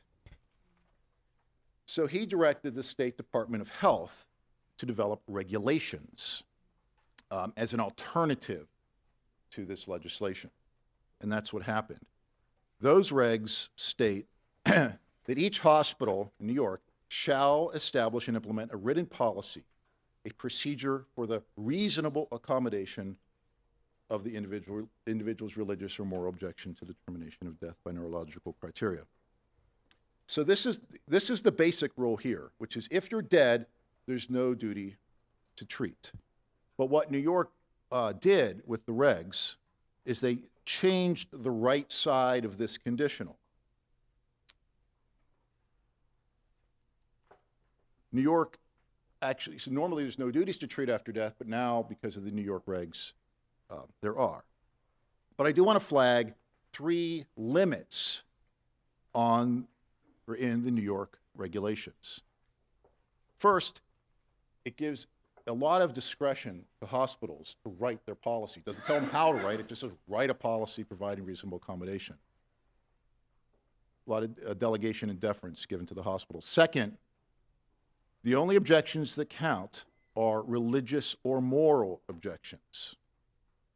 Dr. Lampkin talked about a lot of other types of objections from mistrust and not believing the diagnosis. Those don't count in New York, just religious or moral objections. And third, the only needs to be a reasonable accommodation. So this is not what it's not an exemption, which is what the bill in the legislature is going to do. It's just an accommodation, weaker. Okay, jump forward up to 1991 now to New Jersey. What New Jersey did was basically what New York originally planned to do. It provided a complete religious exemption. So again, just to contrast this, New York provides an accommodation. You are dead when you satisfy the neurological criteria for brain death, but you have some ongoing rights. In contrast, in New Jersey, if you can make a claim for the exemption, you're not even dead. You're not dead, even though you satisfy brain death criteria. So the New Jersey statute provides the death of an individual shall not be declared on the basis of neurological criteria when the licensed physician has a reason to believe that such a declaration would violate the personal religious beliefs of the individual. So, just to contrast New York and New Jersey here, remember, New York changed the right side of this conditional. New Jersey's changing the left side. So the conditional is still valid as a basic rule, but New Jersey is basically saying you're not dead, and therefore there is a duty to treat because you negated the precedent of the conditional. New Jersey changes the definition itself. Just to flag one tiny implication of this, it does help assure payment, as Dr. Wenger noted, right? If you're still alive, which you are in New Jersey, you can still get health insurance reimbursement, which is not true in New York, because while there may be a duty to accommodate, you are legally dead. Now, while the obligation to continue support appears open-ended, it's not indefinite. Cardiopulmonary death normally follows brain death rather soon, as Alan Schumann's studies have shown. Now, I just want to flag two limits in the New Jersey law. First, it only applies to religious objections, and secondly, it only applies to religious objections of the individual, not the family. You have to show that this would violate the religious beliefs of the individual. And at least that was tested, at least in one court case in New Jersey, which denied an exemption because the family was unable to establish, violated their religious beliefs, but they were unable to establish that it violated the religious beliefs of the individual in the hospital. All right, now jump forward now from 1991 up to 2007. Now to Illinois. Illinois this year enacted a statute which provides that every hospital must adopt policies and procedures to take into account the patient's religious beliefs concerning the patient's time of death. This might be the weakest of all three, right? New Jersey provides a complete exemption. New York says you must provide reasonable accommodation. Illinois says just take it into account. Since 2007, after 2007, the push for accommodation has been actually more in the courts than in the legislatures. We have at least three litigated cases, one in Massachusetts, one in DC, and one in Michigan, all asking for religious accommodation, and all were denied.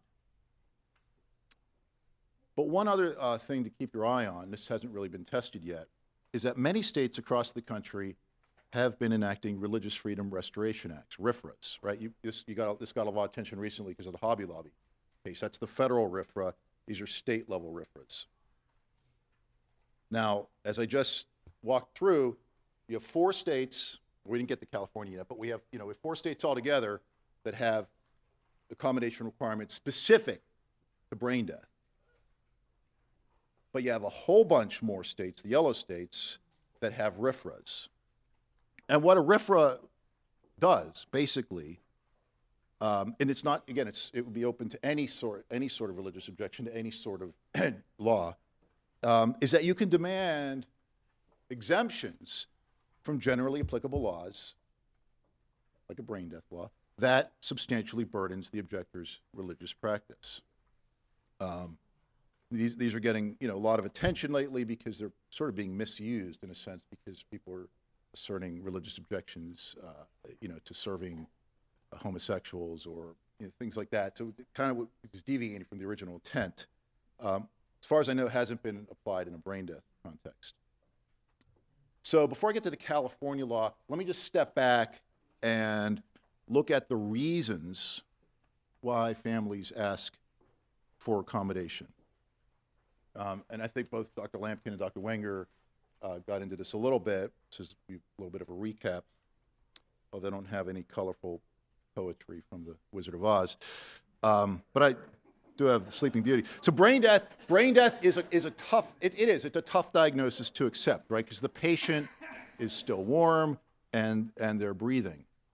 And going all the way back to the 1840s, with Edgar Allan Poe, there is a long-standing fear of misdiagnosis.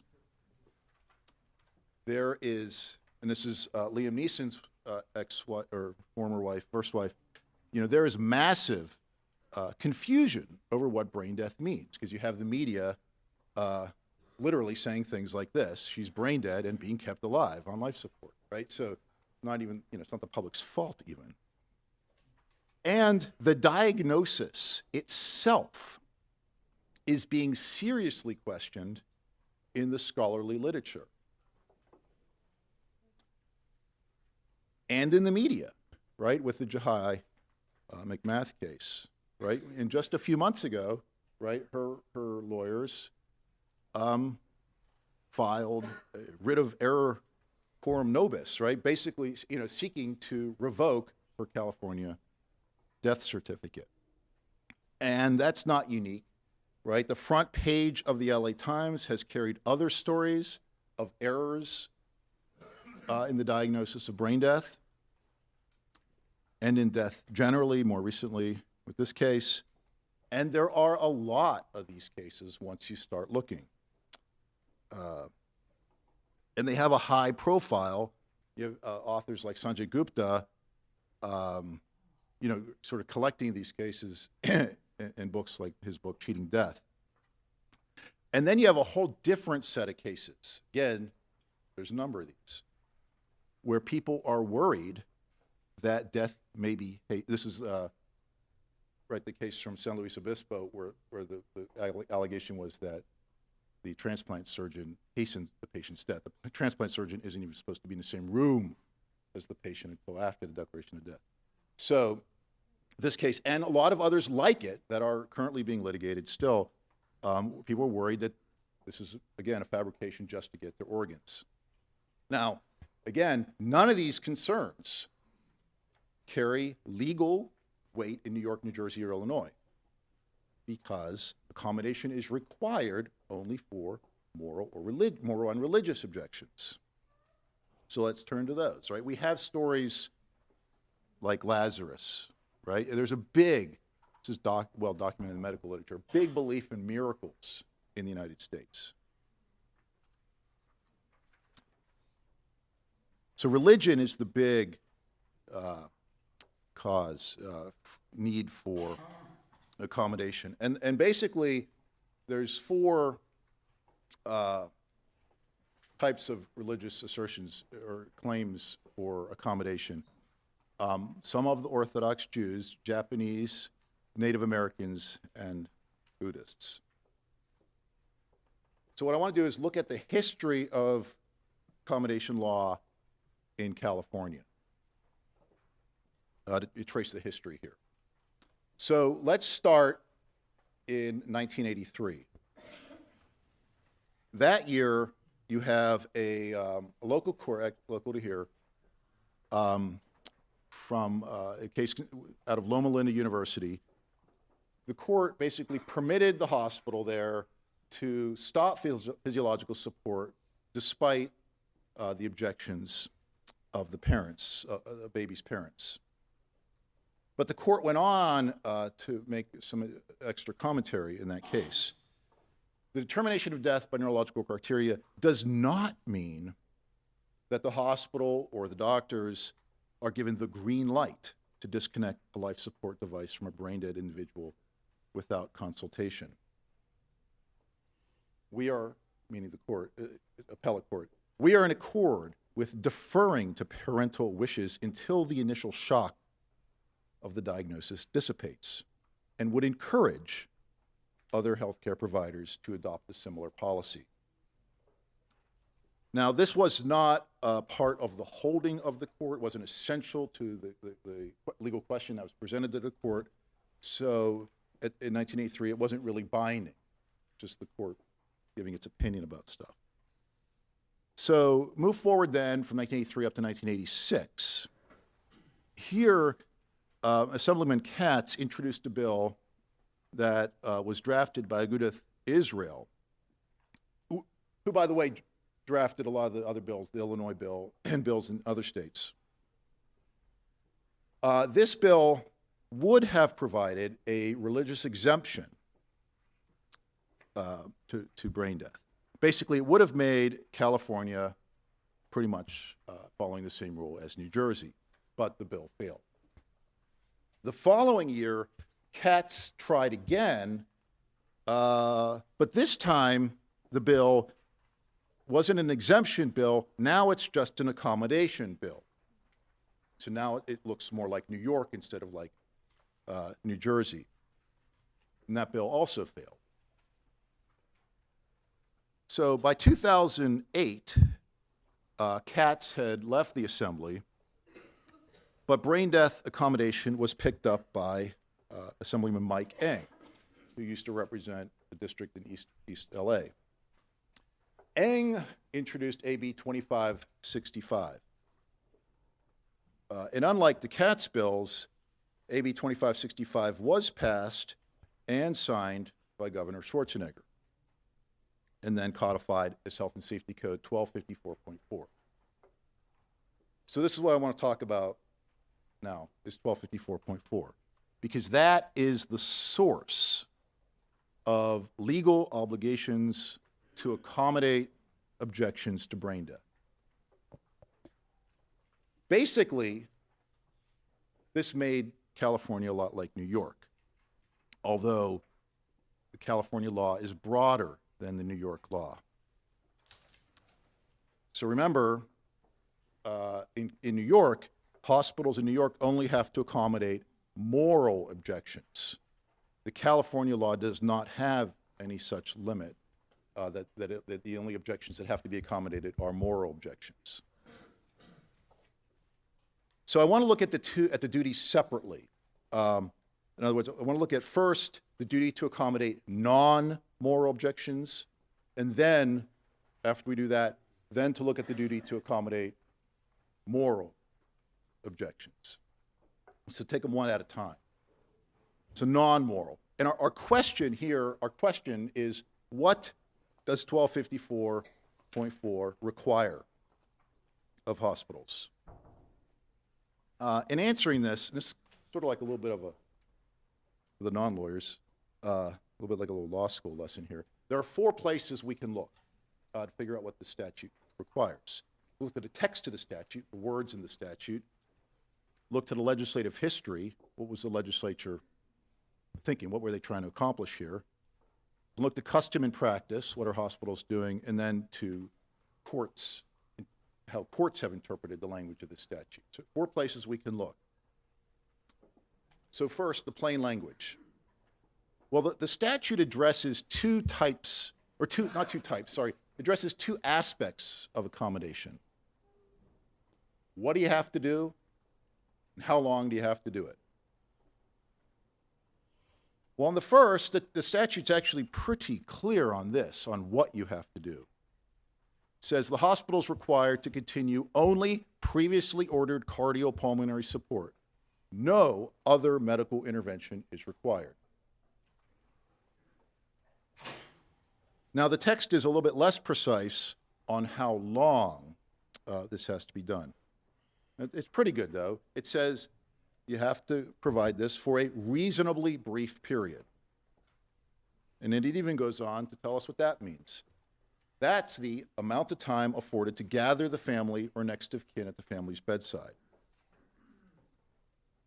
And it does give us another limit, which is in determining what's reasonable, a hospital shall consider the needs of other patients and prospective patients in urgent need of care. Basically, if you need that ICU bed for a living patient, then the implication is you don't need to provide it to the brain dead patient. Now, the statute recognizes there's still a little bit of vagueness here in what reasonably brief period is, but it lets hospitals decide, right? Because again, it's saying adopt a policy for providing the family or next of kin with a reasonably brief period. The legislature delegated to hospitals, giving them deference and discretion to define what reasonably brief period is. In addition to the text of the statute, the words in the statute, we can look to the legislative history. AB 2565 originated, there was a contest in Assemblyman Eng's district called the There Ought to Be a Law contest. So people write in, there ought to be a law about this, there ought to be a law about this. So the winner of that contest that year was about brain death accommodation. So the constituent's mother had experienced a severe stroke. The patient was eventually diagnosed as neurologically dead. But the physician took 15 hours to notify the family about this. The family was then given only 3 hours to pay their final respects. At this time, one family member was out of town, and the family's spiritual leader couldn't be contacted in that 3-hour window. So to address this case, this is the prompt for the bill, to address this case, early versions of the bill, AB 2565, suggested 2 days. Also, in determining the economic impact of imposing an accommodation requirement on California hospitals, the legislative staff assumed that the accommodation would be 1 day because they had to figured out an annual cost of $6,500 for every 24-hour period, multiplied that by the frequency in which they thought they'd see these cases. But anyway, they started with an assumption that it would only be a 24-hour accommodation period to figure out what the economic impact would be. Anyway, so that's just to give you a sense, people were thinking 24 hours, 48 hours. Third place to look, got text, legislative history, is custom and practice. When a statute, California statute, uses a term like reasonable, right, we look to conduct, like we do in a medical malpractice case. What would the reasonably prudent physician do in such a case? And again, there's delegation and deference here, right? The hospital gets to write its own policy. And a number of Southern California Bioethics Committee consortium members responded to a survey, and I'm not an empirical researcher, but my interpretation of the survey results is this, which is over 70% of the respondents accommodate for 24 hours or less, and only a few accommodate for 48 or 72 hours. So a couple other places to look. In the Jahai McMath case, which was litigated, so there's a lot of public documents, Children's Hospital of Oakland represented that they usually accommodate for 2 days, sometimes 3 days, although they accommodated for 8 for Jahai McMath before being ordered by the court to accommodate for another 15. In fact, Children's Hospital Oakland had another big public case just right before Jahai McMath where they accommodated for a week. All right, so that's accommodation of non-moral objections. So I want to look then at the duty to accommodate moral objections. And again, we look to the same 4 sources to figure out what the statute requires. So plain language. Here, the statute requires reasonable efforts to accommodate special religious or cultural practices and concerns. And note that this is different from New Jersey and New York, because what you have to accommodate are the practices and concerns not only of the patient, but practices and concerns of the patient or the patient's family. Now, so that makes the California statute a little bit broader. Now, it's not drafted as an exemption, like an indefinite accommodation. It's drafted as an accommodation requirement, which is more definite.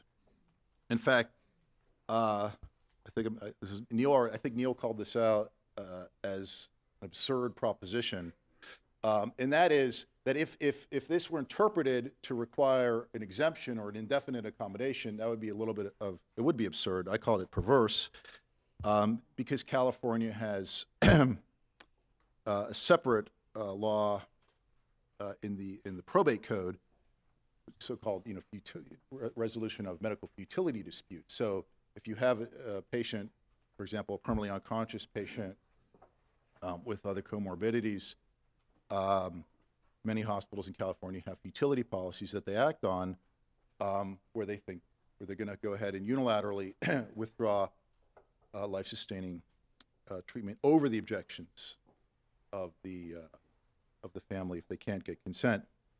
Well, that seems a little bit perverse, that you would have to cave in and indefinitely accommodate religious objections for dead patients, but you wouldn't have to for living patients. Third, we again see here in the religious accommodation section that there's delegation deference to hospitals, because it doesn't tell you, it says write your policy. It's giving them some discretion over exactly how to write it. But when I read it, and I read the statute a number of times, it does seem to require more than just the reasonably brief period to gather the family. Why? Well, because a standard rule of statutory interpretation is that you have to give meaning to every word in the statute. You can't read it in a way that renders any words, phrases, or clauses superfluous. And when you look at 1254.4, you have separate duties articulated in separate sections of the statute. So they has to mean something different, because if you think, well, that just means provide them the reasonably brief period, then C would be rendered, meaningless. So it has to mean something different than A, or they wouldn't have written, the legislature wouldn't have written it. We assume they don't do stupid. I mean, they do, but we assume that they don't do stupid things when they write statutes.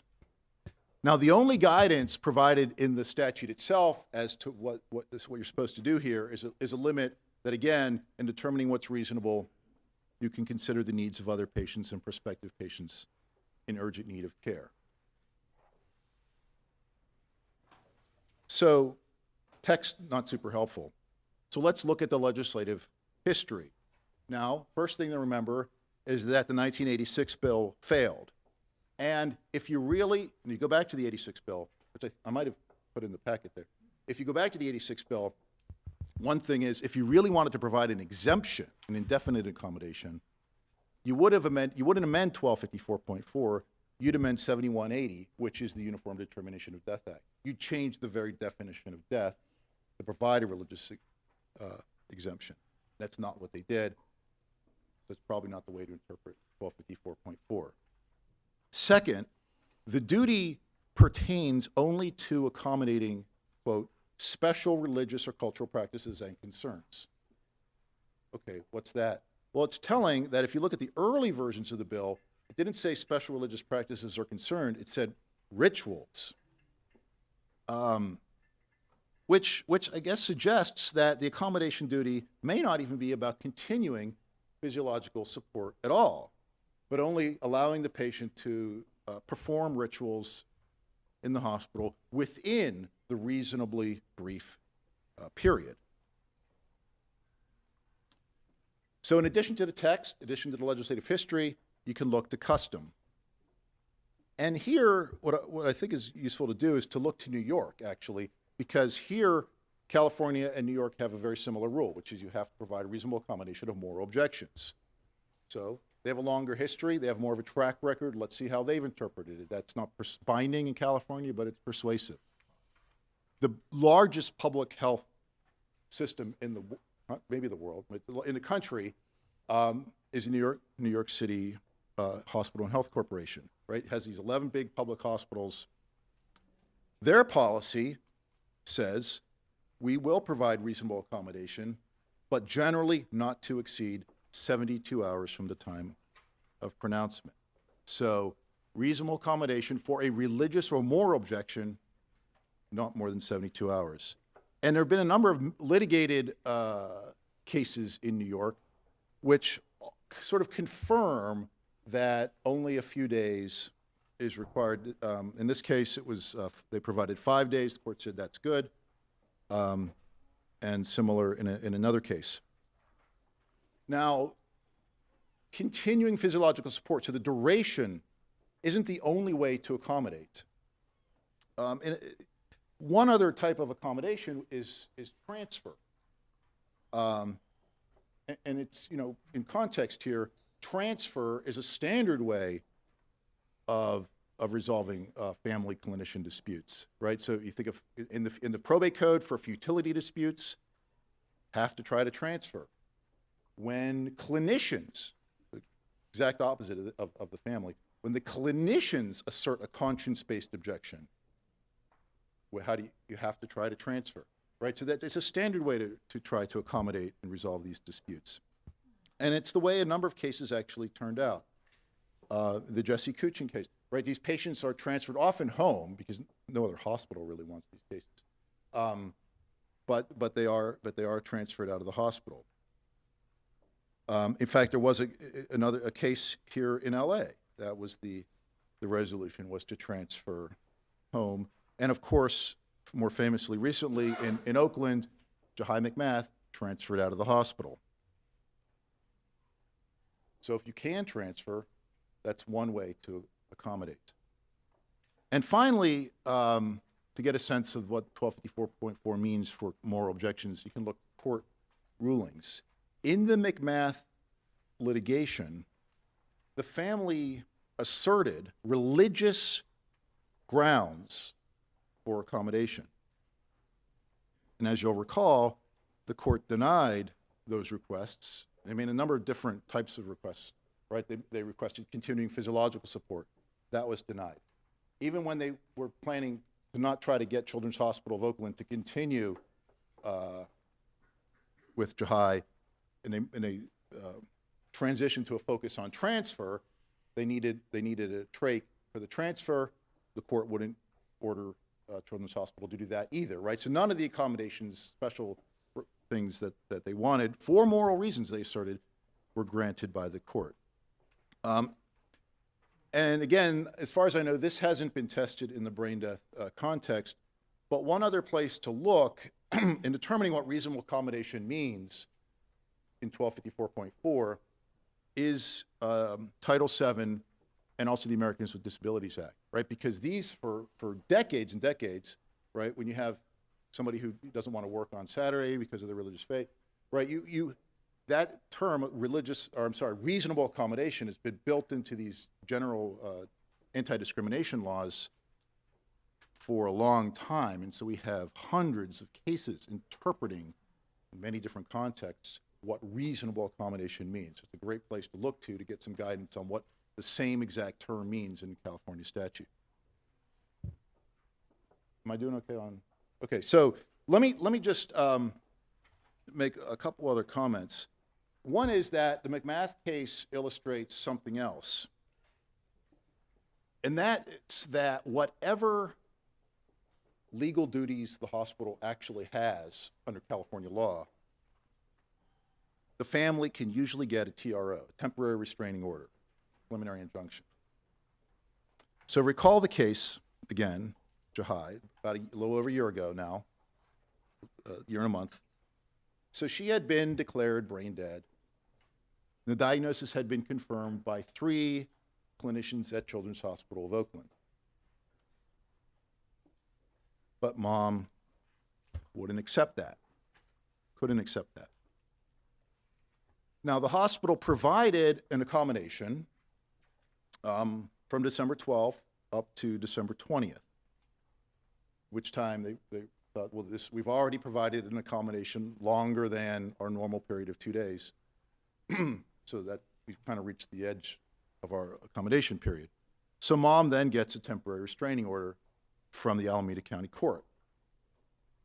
Now, at first, the dispute was focused on this. mom just wouldn't accept the diagnosis. She didn't believe that the clinicians at Children's Hospital Oakland were right. She's not brain dead, you're wrong. Okay, so the TRO now lasts from the 20th up to the 24th.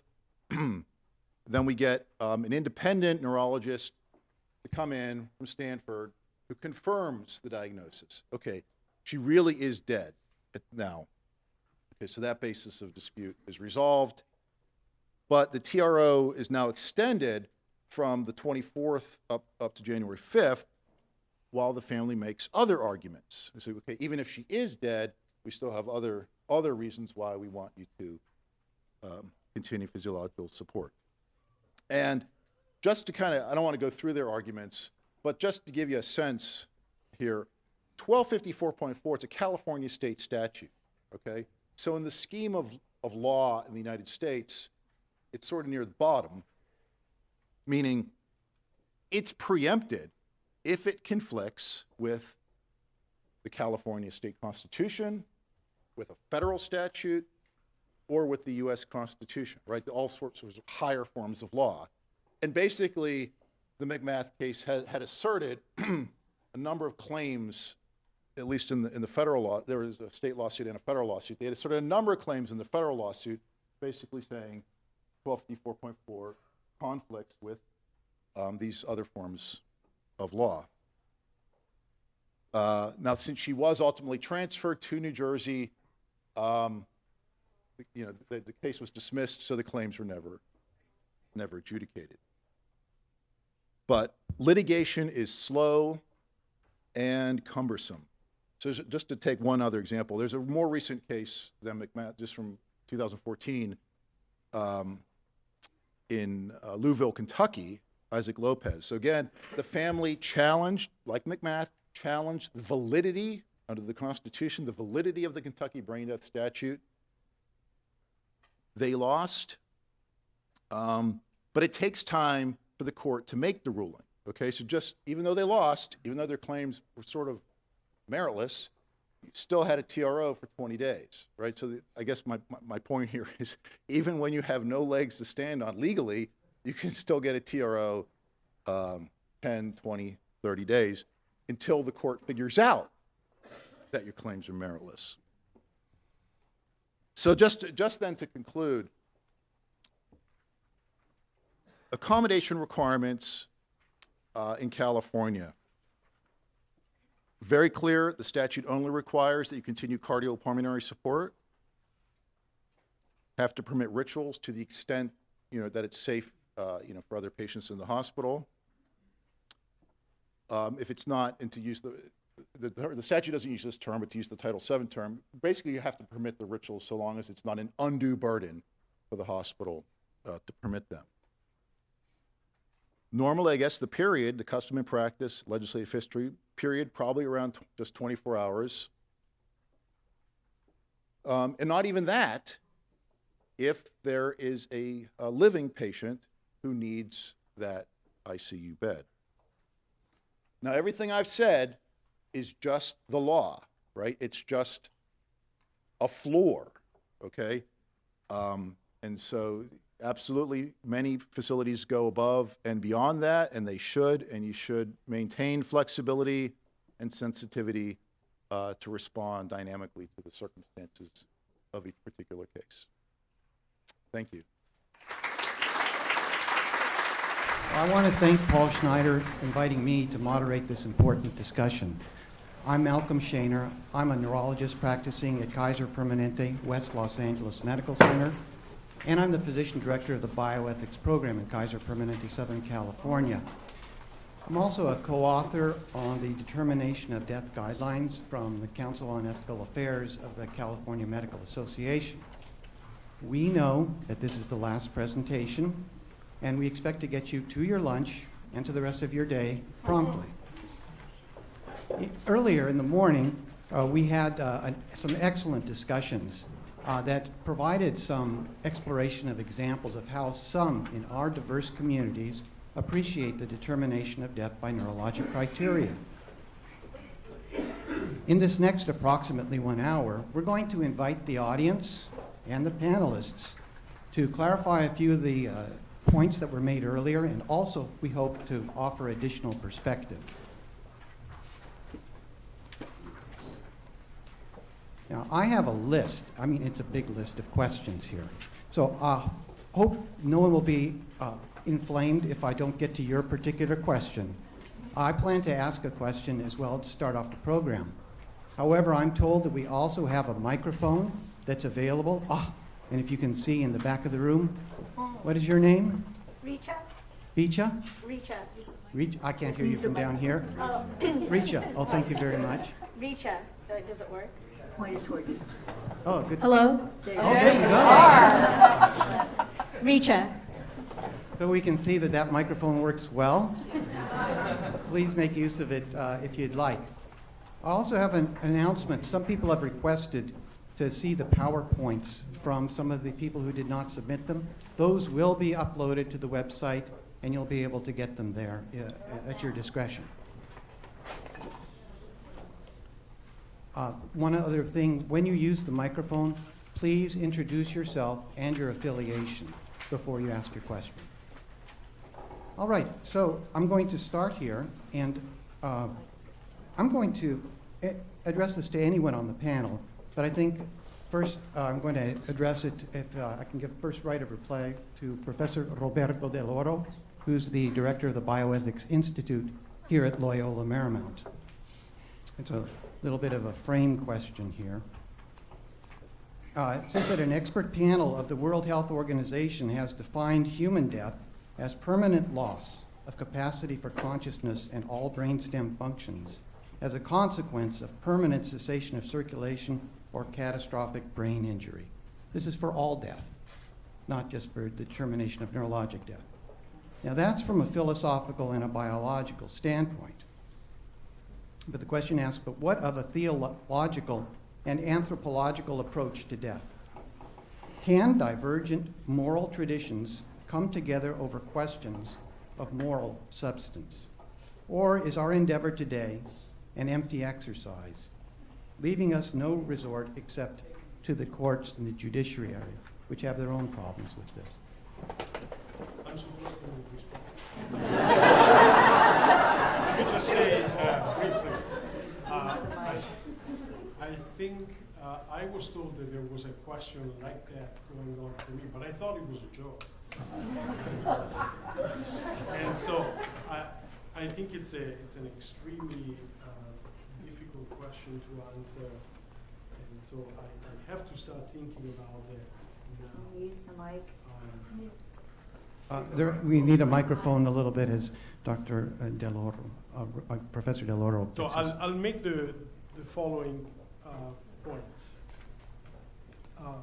First of all, I think we have to distinguish the level of our own considerations.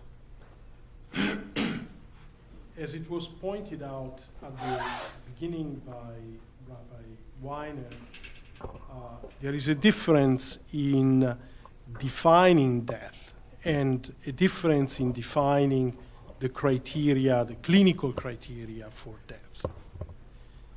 So the definition of death is not immediately the expertise of clinicians, but in fact it belongs to a larger understanding of what does it mean to be dead in relation to a certain understanding of life.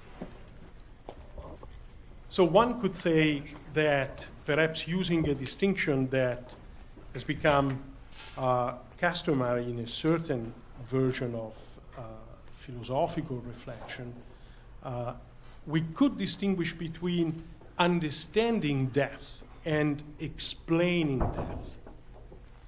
So it seems to me that the clinical criteria are an attempt at explaining the reality of death understood as a biological reality. But to understand death entails a passage to an entirely different level, and I think Dr. Limkin had also addressed the fact that our own understanding of death is always framed within a matrix of very complex dimensions that pertain to the cultural, the philosophical, and the theological as well.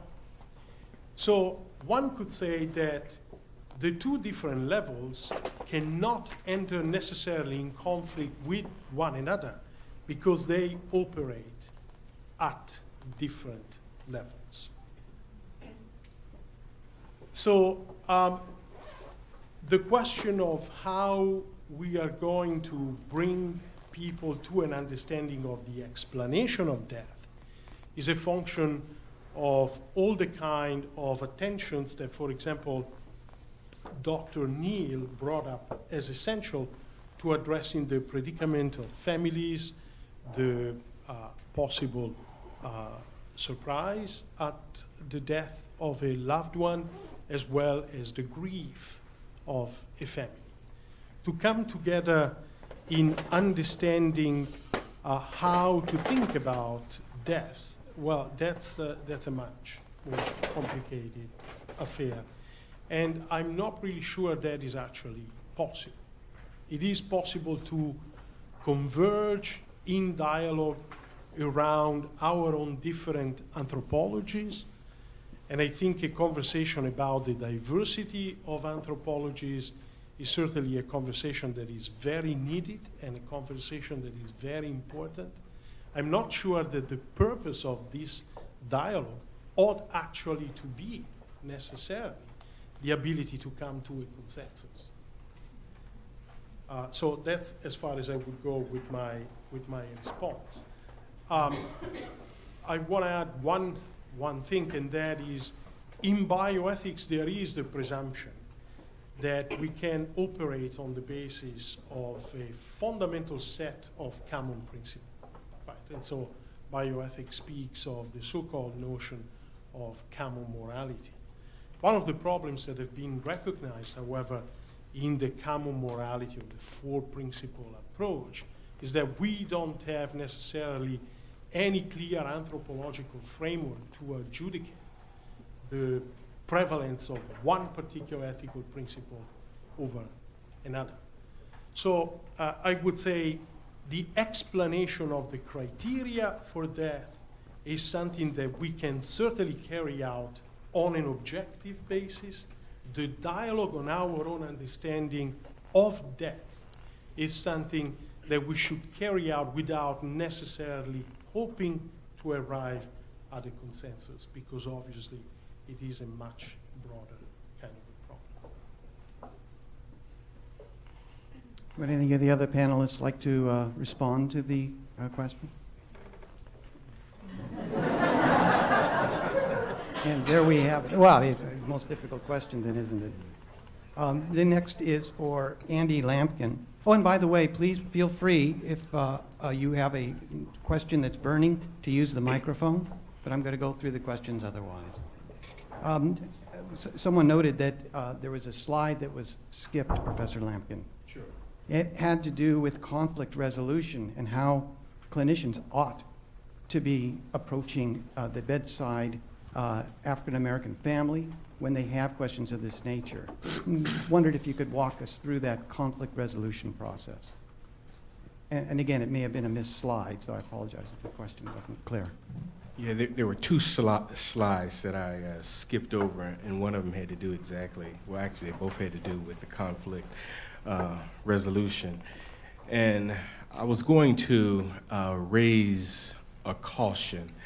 Oftentimes, I think institutions have written these conflict resolution policies to address this tension when providers and patients, their views, their values collide, so to speak. And so then we have these hospital policies to, in many ways, to trump the discussion. And we need something there. We really absolutely need something there. The caution that I was going to lift in the slide is that we have to be mindful that sometimes when we turn to hospital policy and evoke hospital policy where our policy is this. Now I get it, we have very few options, but for certain communities, it just comes across as a power play and a power move. And for a community that already has issues with trust, it just deepens the distrust. That's what the slides were getting at, but I thought I would skip it because it's a lot of complexity there. Anyone else? I'm keeping with the questions that are directed to specific individuals. I had a couple of different questions that I'm going to try to put together for Rabbi Weiner. It starts out, well, one question is, how do Jews choose amongst the Jewish definitions of death, since there are multiple?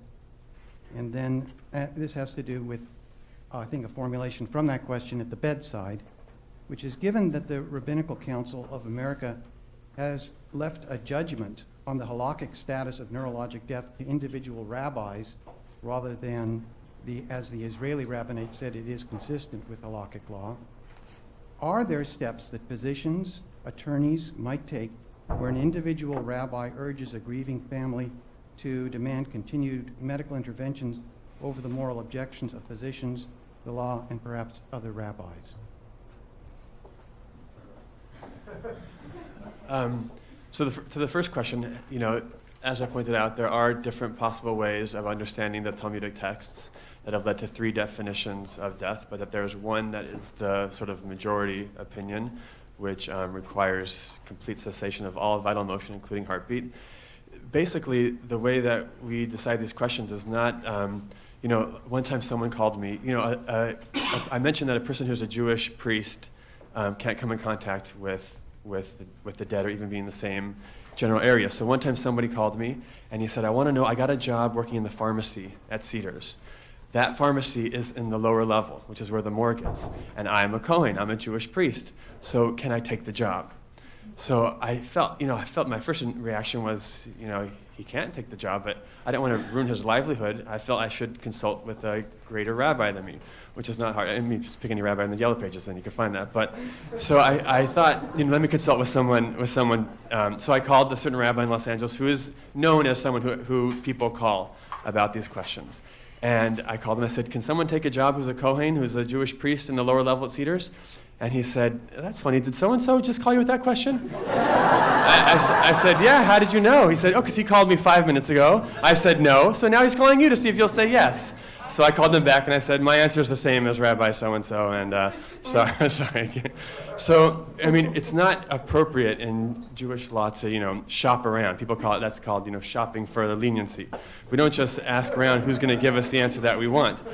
And that's why I was kind of being general on purpose, because we believe that everything is a case-by-case decision to be rendered by a rabbi who is an expert and can deal with that specific case.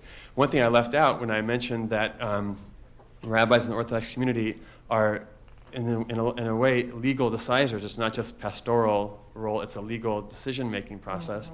One thing that I neglected to say was that many, these rabbis these questions are to be determined by experts, and not just by being a rabbi, and I don't consider myself an expert necessarily in these fields, but just by being a rabbi doesn't make one an expert in these areas. We turn to certain rabbis who we believe are experts in the area, and they're able to help us through those cases. So we don't just pick and choose, and if someone asks their rabbi, and their rabbi helps to determine the appropriate approach for that family. How about that was about the rabbis. I know that we went right over to that. What about for Jewish families? What should they do? Should they be careful about which rabbi they ask the question of, or how do they decide? I mean, it is true that most Jews do not have a rabbi to turn to. I've noticed, if I were to guess, in my experience at Cedars-Sinai, we have a lot of Jewish patients there, and I would guess that 80% of the patients that I meet have no rabbi to call if they to turn to. They're not members of any synagogue. I'm not talking about Orthodox and sort of Reform. I'm talking about zero affiliation. So typically, that ends up being the role of a chaplain in the hospital, that when someone has religious questions and they don't have a religious community to turn to, then they bring it to the chaplain, and the chaplain hopefully helps them in accordance with their own values to help to determine what's the most appropriate thing. Sometimes they do want to know, what does Jewish law say? And so we have to turn to who the chaplain has to help make a decision, who's the expert to turn to. You had asked about the RCA. I don't know, that's obviously a very specific question. Whoever asked that question knows something that probably beyond most people, but the RCA is the Rabbinical Council of America, which has not necessarily made a specific ruling on that. That's the largest Orthodox, well, I don't know if it's the largest, maybe it's tied with the largest, with the Agudas Israel, but one of the major Orthodox bodies, and they sort of don't take a stand on the position, but they recognize the challenges with determining death by neurological criteria in Jewish law, and so they also deal with that on a case-by-case basis. Thanks very much. I'm going to go on to the question for Dr. Wenger.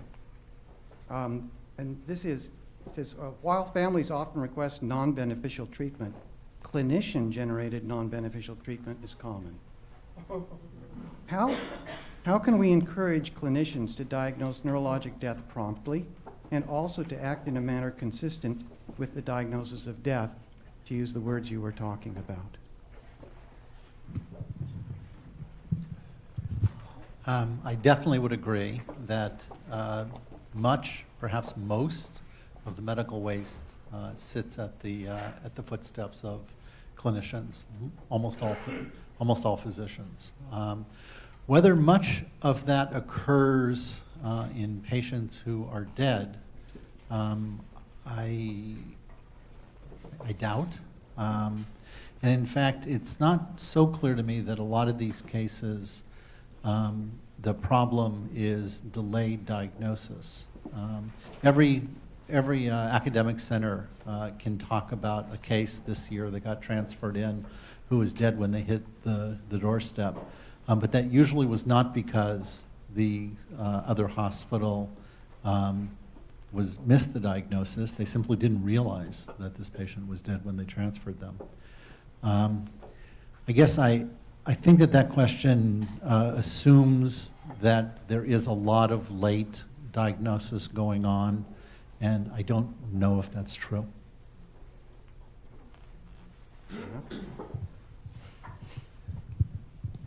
Is there a question? Yes, I do. Please.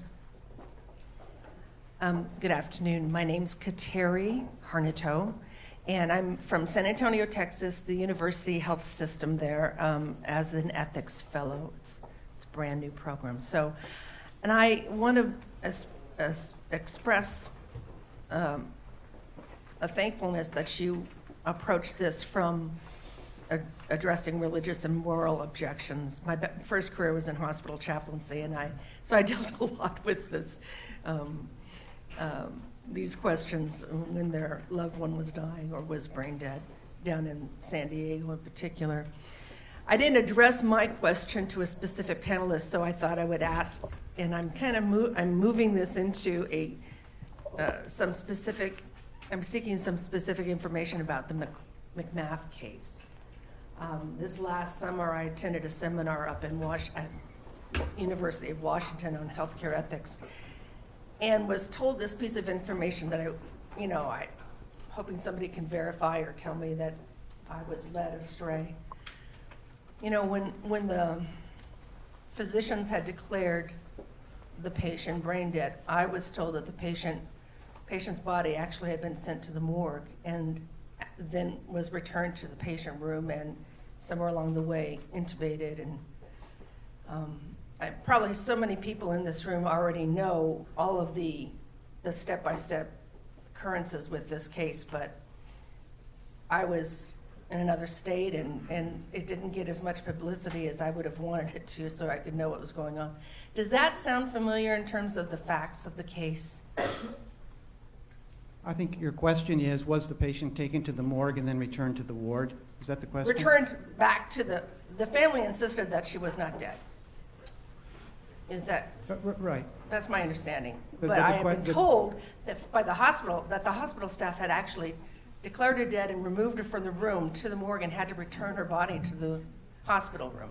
Right, and you want to know the factual If that was nature of accurate, that. I don't know if everybody here knows Can, that. can but- anyone answer the factual nature? of And that? maybe just identify what the dynamic was with this family and who was, if you don't know that answer, maybe you could at least fill me in on who was trying to tell the family that their daughter was brain dead and what fell down in these communications, or was she brain dead? I'm sorry. I can confidently tell you I know nothing about what exactly happened. Really? More Wow. than what was in the, say, the newspapers. But no one gets transferred to a morgue while still on life-sustaining treatments. And during the time it would take to get down to the morgue and back up again, rigor mortis would begin to set in. I would have thought. So it's highly unlikely that that occurred. And I would confirm that. Also because, well, I have on my website all the court, so there's actually quite a lot of court papers, declarations from 5, 6, or 7 different clinicians at the hospital. So the history of the case, not just in the newspapers, is well documented in the litigation record. So you have it on your website? Sorry? You have it on your website, Dr.? Yeah. Oh, great. So a lot of exhibits in the court papers. But remember, they accommodated, and then as soon as they informed her that they were going to stop accommodating, she got a TRO. And so they wouldn't transfer to the morgue, right, and be in contempt of court when the court told them not, to continue the life-sustaining treatment. So I agree with Dr. Wenger. I don't know, never heard that, and I suspect it's incredibly unlikely that that actually Most happened. likely, yeah. I thought it sounded incredible too. Thank you very I'm much. just going to follow up though and just ask, does anybody know who at Oakland was dealing with the family? In terms of trying to describe the catastrophic neurological deficit the patient had. I would like to abbreviate this part of it, not, out of respect that all of the information that we have is not of a confidential nature, and it's from reports from newspapers. And correct me if I'm not wrong with the panel, but I don't think anyone should be able to answer that question. And if they have the confidential nature of the information, they should not answer the question. So I must apologize for that. Please, if you know it, don't answer it. So I have a question for Professor Pope, and that is, it says in California disability law, a demand for reasonable accommodation may not be required when such a demand poses an undue hardship. We did not see the language of undue hardship in this discussion. Would continued medical interventions over years for a patient neurologically dead constitute an undue hardship on physicians, hospitals, and California society? Where do we draw the line with that reasoning? Right, so that's the undue hardship is the definition of when something becomes an unreasonable accommodation. So once making the accommodation would become an undue hardship, then the accommodation is not reasonable, therefore not required. So to answer the question specifically, right, if it's going to be for years, that may be an undue hardship. That's what Dr. Wenger already framed. These are pretty rare, 1% hospital deaths. The number of those that are going to end up lasting years is an incredibly small subset of that subset, right? I mean, McMath, and there's cases in all the, Alan Schumann is at UCLA, right? In the Schumann papers, he's done this with what I think he calls, his term is called the chronic brain death, right? Incredibly small number of cases that last even a month, and definitely way even fewer last per year. So in the vast majority of brain death disputes, it's going to be a lot tougher to say that it's an undue hardship, right? Why can't you do it for 2 weeks? Why is that an undue hardship? I think that's a tough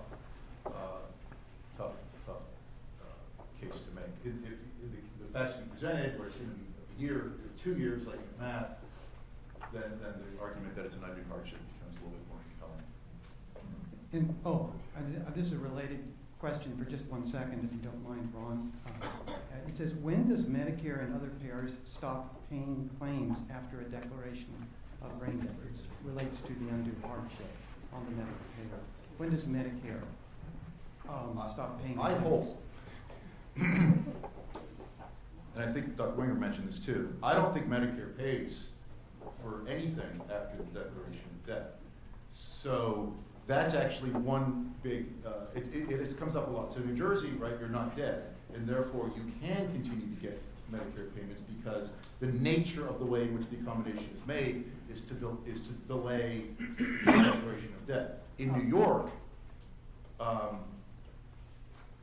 fact, sometimes people ask, well, instead of declaring death and then providing an accommodation period, people would ask the hospital, can you just delay the declaration of death so that we can continue to get a source of reimbursement? If you're going to continue physiological support for 48 hours, please also delay the declaration of death. We don't want to have to actually personally pay out of pocket for that 48 hours. So generally, no payment after death.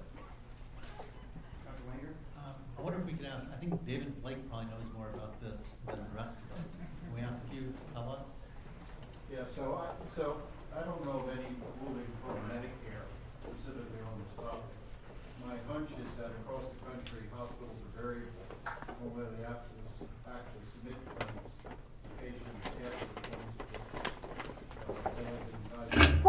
In some instances, it might affect their DRG payment because Medicare is paying them for hospitalization and a certain diagnosis. So there's probably instances where Medicare is paying for some of that hospital care after diagnosis. I know there are cases where commercial insurance companies have paid for care even where a patient has been transferred home and put under home care. Insurance companies have continued to cover the care for the same reasons that hospitals would accommodate demands for it, that is for public relations reasons and the like. But could I ask a question since So my question, moderator. So I'm going to ask if we can have Ron Miller's question immediately followed by your question, unless this is an immediate follow-up to what we're discussing. It is about the cost, and that is. Ron, would it be all right if David asks his question as a follow-up? Of course. Excellent. So would the panelists consider it unethical for a hospital to aggressively pursue collections against a family who had insisted upon a continuation of care where the cost of the hospital could be substantial? Would it be unethical for a hospital to go after a family, aggressively, let's say, to recover the cost of that care where the family insisted upon treatment beyond the point of a confirmed diagnosis of brain death? It's a free-for-all.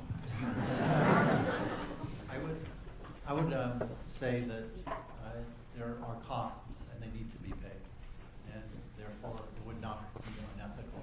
What I would find to be unethical, and I would guess probably fraudulent, is to delay the diagnosis of death to pretend that someone is alive.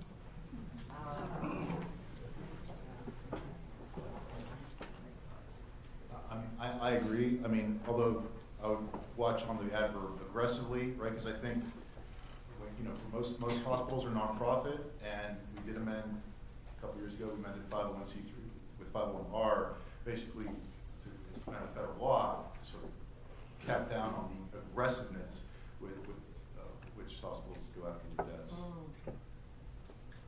I would just say that, I wouldn't consider it unethical, and I do prepare families with this very often. Like you have to realize that a certain point might come where you have to raise tens of thousands of dollars to treat someone who the hospital believes is not alive. So so we understand that it would have to happen. It's a reality, but at the same time, I certainly appreciate, and I see it frequently at Cedars, I'm sure elsewhere, how much the hospital is often willing to cover the costs and allow families this accommodation. And it's definitely something that's very appreciated and quite a beautiful gesture when it happens. All right. Dr. Ron Miller, who's been waiting very patiently for us. My hearing is impaired, and it may be that you have already suggested that my question is out of order. If it is, I will change it to a hypothetical. But my question to the panelists is, do we know whether Jahi McMath is still demonstrating movement and other functions that the family interprets as living? And if that's the case, or even if it isn't the case, many of us have worried that such cases clearly demonstrate the myth of total dysfunction of the brain. There are functions that continue, and she's an unusual patient or corpse. And the question is, have we learned enough about her status to have any implications for perhaps a redefinition or a change of criteria for the diagnosis of death by neurologic criteria? I say neurologic rather than neurological because I am not clear why we use neurological as opposed to neurologic, which makes better sense to me. Yeah, I just want to respond only to the first part of the question. I'm not even trying to enter either in the semantic dispute or neurological, or in the actual clinical question. But I was curious as to what had happened to Jahi McMath a couple of days ago. And I went on the internet, and there were a couple of YouTube videos, which I think are from December 2014, in which the mother shows, of course, backing up his evidence with the notion that Jahi is still alive, that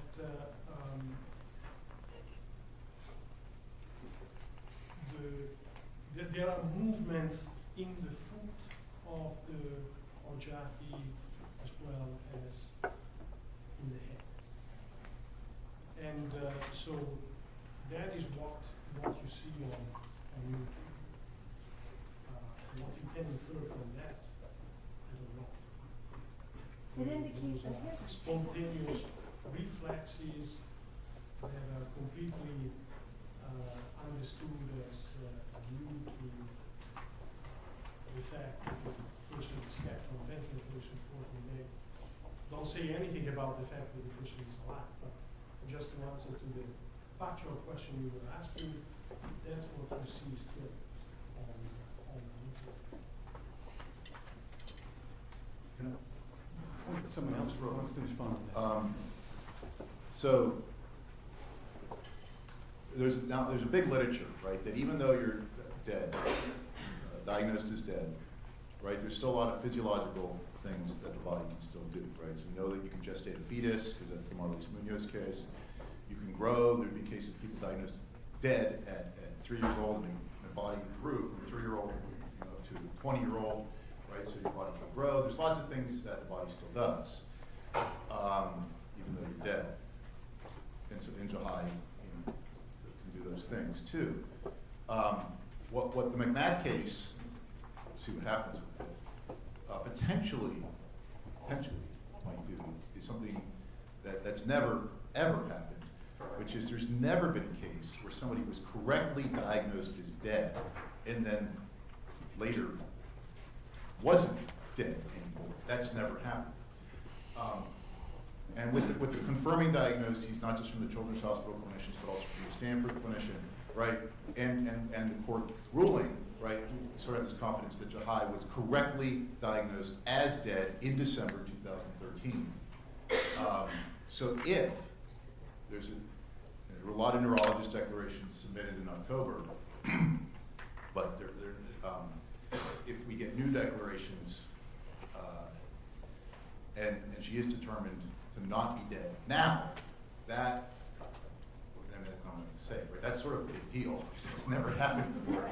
And we're already having this debate about the status, this diagnostic category, and this is just going to throw that door even wider open than it already is.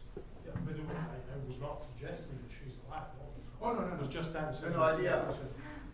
Yeah, that's all. But if I might add, I'm sorry, on this, because I want to get into another issue that perhaps might be pertinent.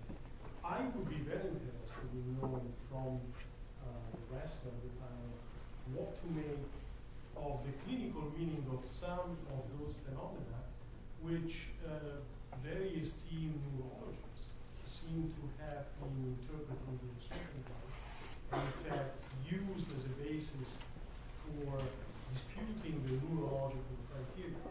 One for all is certainly Dr. Schumann.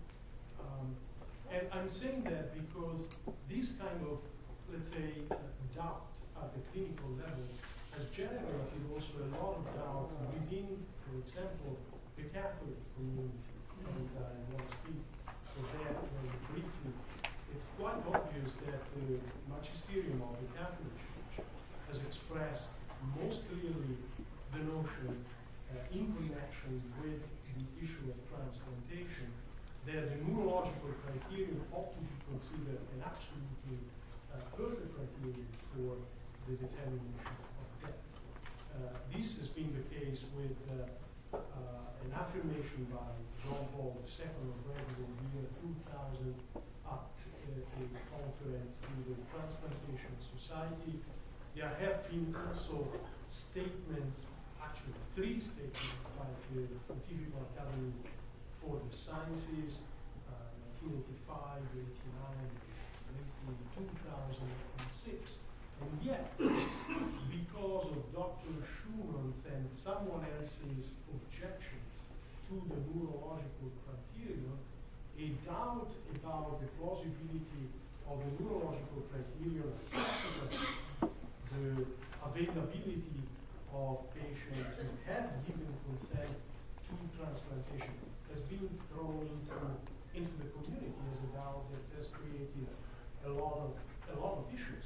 So I wonder whether the larger neurological scientific community has come up with a sort of univocal criterion for responding to the objections of people like Schumann, or whether we should just say, well, the scientific community is still divided. It doesn't seem to me that the scientific community is divided, that there is in fact a kind of overwhelming consensus with, however, some dissenting voices. The epistemic status of those dissenting voices is not clear to me, and I'm concerned that it might generate increasingly doubts within the community. I'm speaking, for example, about the Catholic community as to the certitude of a person's death. So I notice that people are looking at me. Technically, I'm the moderator. I am a neurologist. So I thought I was going to avoid these questions like this. It's okay for you to answer that. Okay, thank you very much. The chair of the program has given me brief permission.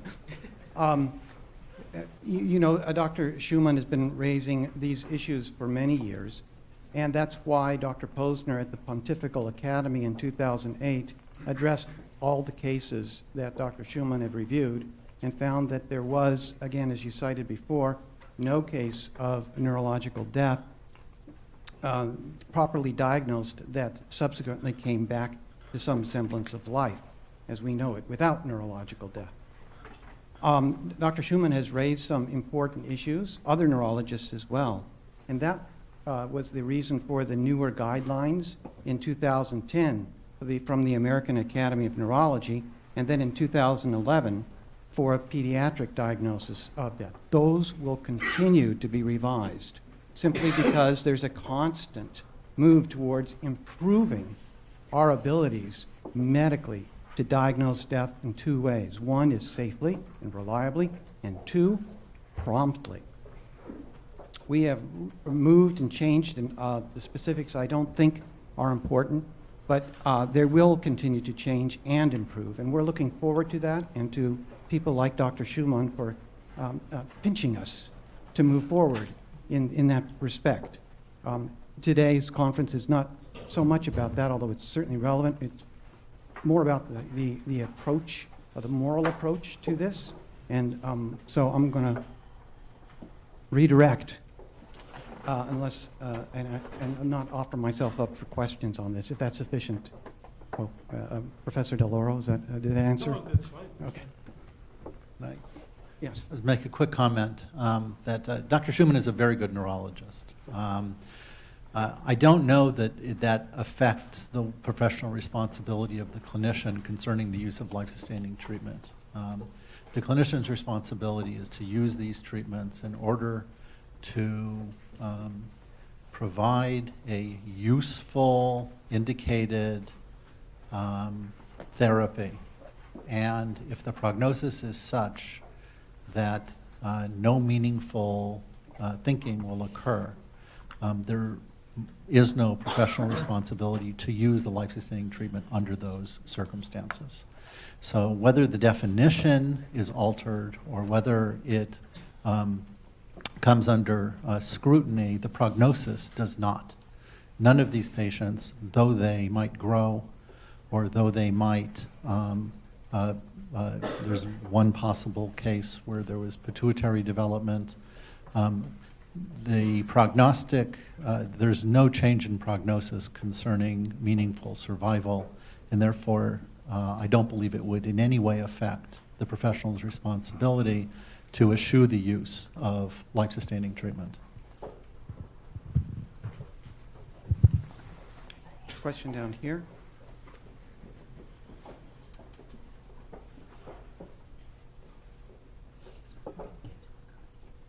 Hi, so my name is Ann Schneider, and I'm a sophomore at UCLA. That's my affiliation. I have a really simple question, actually. What is the criteria for determining the religious beliefs of someone who has passed away due to brain death or not? How do you know, and how do you know that the family's not lying about it?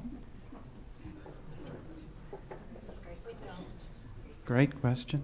Yeah, it's a good question.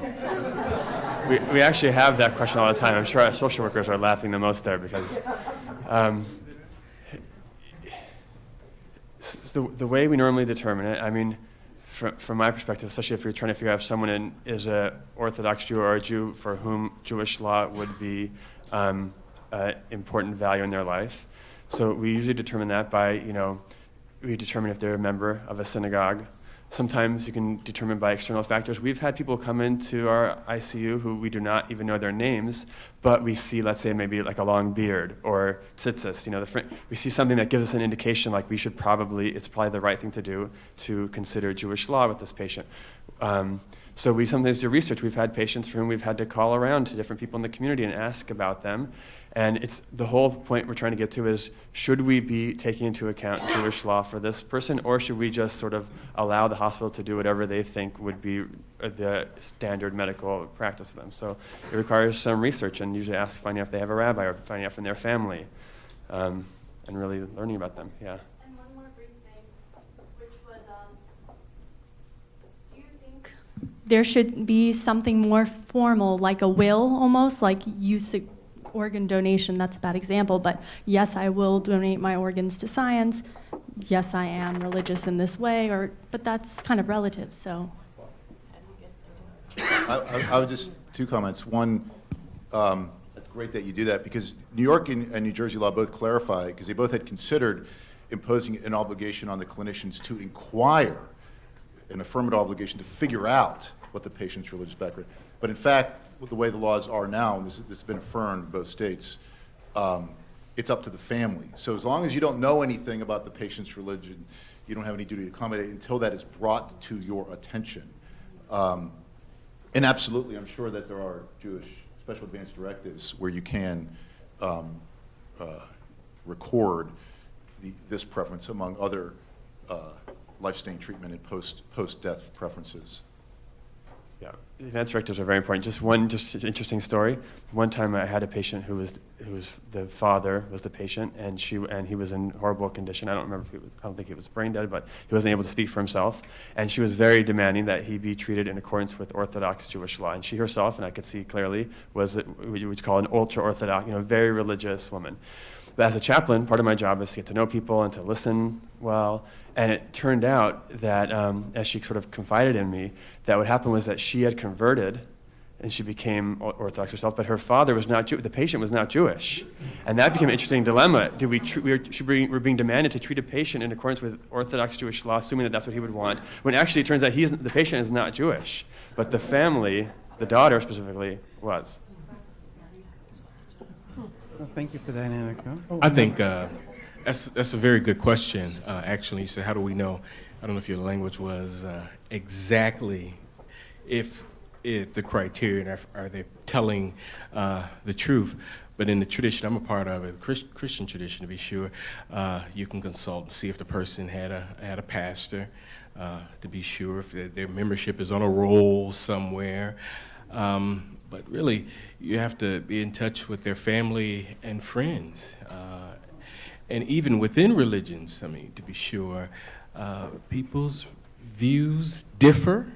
So it's extremely important to, I think, capture that person's views about the issues at hand. But that's a great question. I think it's real complicated. Yeah. There's a question in the back there.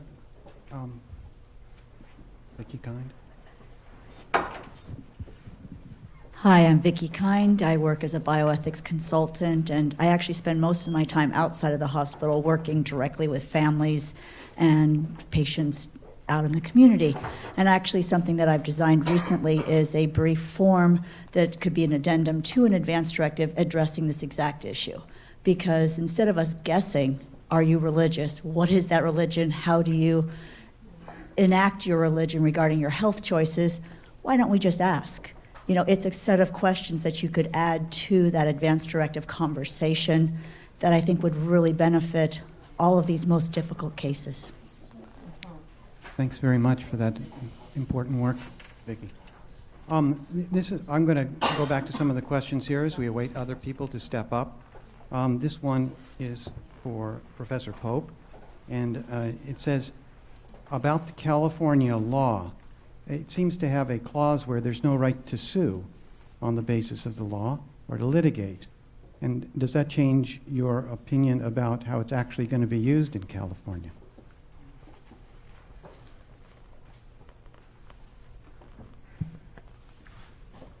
Well, you're right. So that's not something I pointed out, but so I think it's the D, so 1254.4D, which is the final subsection in the statute, says there's no private cause of action for the statute, which means if the hospital says we're done on Wednesday, that's the extent of our accommodation period. You can't sue under the statute to get to say go to court and say they're violating the statute and get an injunction. But again, like as I pointed out, you don't need to sue under the statute. So you could just bring the lawsuit pursuant to other law, just like Jahai McMath did. So she got a TRO. So I don't think it makes any difference that you don't have a private cause of action under the statute itself.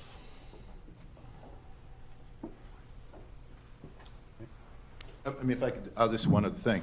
The other thing is, again, like I started the presentation, clinicians are very legally risk averse. And I don't know who, I guess the Department of Health, some hospital licensing authority or somebody, again, you can threaten that whoever is supposed to enforce the statute, we're going to get in touch with them. Now, that might not be as scary as a private civil lawsuit, but again, even though there's no private cause of action, somebody has the power to fine or impose sanctions for violation of the statute, and the family can threaten to get in touch with those authorities. Thanks for that clarification. Oh, another question. In the center there, who has not asked a question, and then maybe back.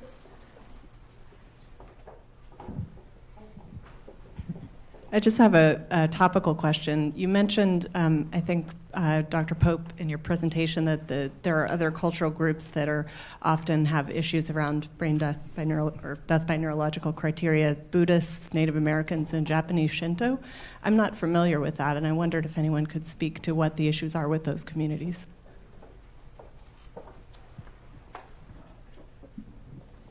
I can't. So I mean, I can't tell a story going back to Talmudic story, parables.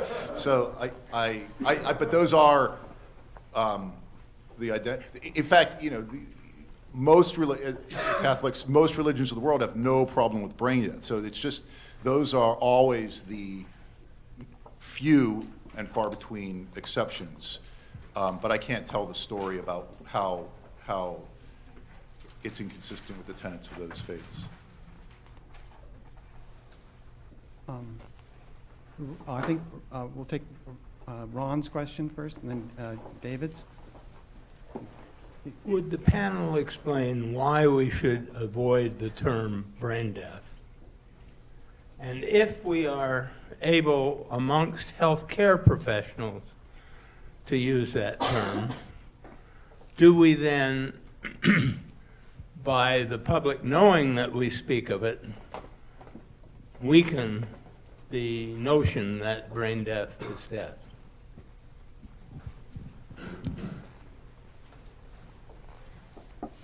Anyone want to take that on? I mean, very simply, I would say that it's clear that there is confusion in the public. So there is a kind of semantic confusion that needs to be articulated and explained. Many people refer to brain death when they speak about persistent vegetative state or when they speak about coma. So I don't think that in itself the term brain death is equivocal. Perhaps it would be better to say the person is dead by neurological criteria. But I don't see the reason why we shouldn't be using the term once the term is being explained. Well, my impression was always that people feel that if you say brain death, you're saying, well, they're not really dead, they're just, their brain is dead. It's like it's like wishy-washy. But from my perspective also, when I mentioned those three possibilities of death in Jewish law, the two that include the brain, they're very, very different. It's not just, you can't just say brain death. Is it that which controls respiration, or is it every single cell of the entire brain? So it's just not a specific enough term also. I think there was a question from David Blake, and then I'm going to try to keep everybody in order. So I'll start this without the mic. So I'm pretty sure that when Alex Capron and the President's Commission issued its report... There's a microphone behind you, David. I'm pretty sure that when Alex Capron and the Commission issued its report 30 years ago, it thought it was settling the issue. So my question to the panel is, why isn't it settled? I mean, why is this issue intractable in American healthcare, and is its intractability in any way tied to the intractability of the fetal care issue or problem in American healthcare? I mean, why are we still talking about this 30 years after the President's Commission? Thank you.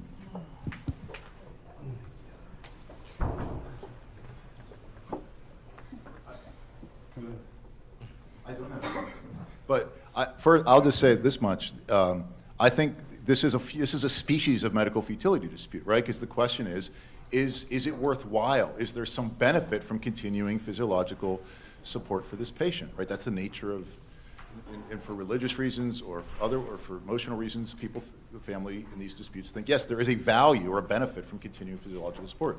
That's the core nature of a medical futility dispute where the patient's not dead, but just PVS or something else. And again, the clinicians think, no, it's non-beneficial. There's no benefit or value from continuing physiological support. It's permanently unconscious. The family thinks, yes, there is. So I think they're absolutely on the same continuum, if not exactly just a different tiny little clinical footnote. This is just one type of medical futility conflict. And why do we have them is because brain death, just like any other medical futility dispute, is value laden, right? The fact that Capron and the committee drew the line there was a value judgment. It could have been drawn somewhere else. And so, like with any value judgment, there's people have different values, and so it's never going to go away. That's why it's intractable. And if I can offer from a neurologist's perspective, the vast majority of cases, this doesn't arise as an issue. And so it's not an intractable problem. I would say it has problems at the edges, and that are important problems, and we need to address those. But by and large, people do get it once you explain to the family what's going on. These are the exception. I just wanted to jump in with the panel to echo Professor Pope's comments that futility is inextricably tied in with death by neurologic criteria, and I have a cute folk saying that illustrates that. Not speaking from the perspective of being an Orthodox Jew, which I'm not, but I'll give you a Yiddish folk saying, which maybe some people in the audience might understand, and that's one that says, helfen via teuten bankes. And I don't know if any of you know what that means, but to roughly translate, it means that the treatment would help as much as putting hot cups on a dead body. And this is something which was understood by shtetl Jews probably 200 years ago, that it would be futile to try to treat a dead body with this folk treatment. Okay, so yes, the idea of death and futility, and even in our modern conception of brain death, these are married. Question? Based on what was just said, related. There's a microphone behind you. Sorry, based on what was just discussed related to value and quality of life, what happens if the patient himself, being asked such a question, what would he like to do when you reach a point of whether plugging him into machines or just let him go? And the answer of this patient at each different visit to the hospital, he's saying sometimes yes, sometimes no. What then should be the conclusion when the time comes and he cannot be asked? But we do know that he, at times, even most of the time, says, I want to stay alive.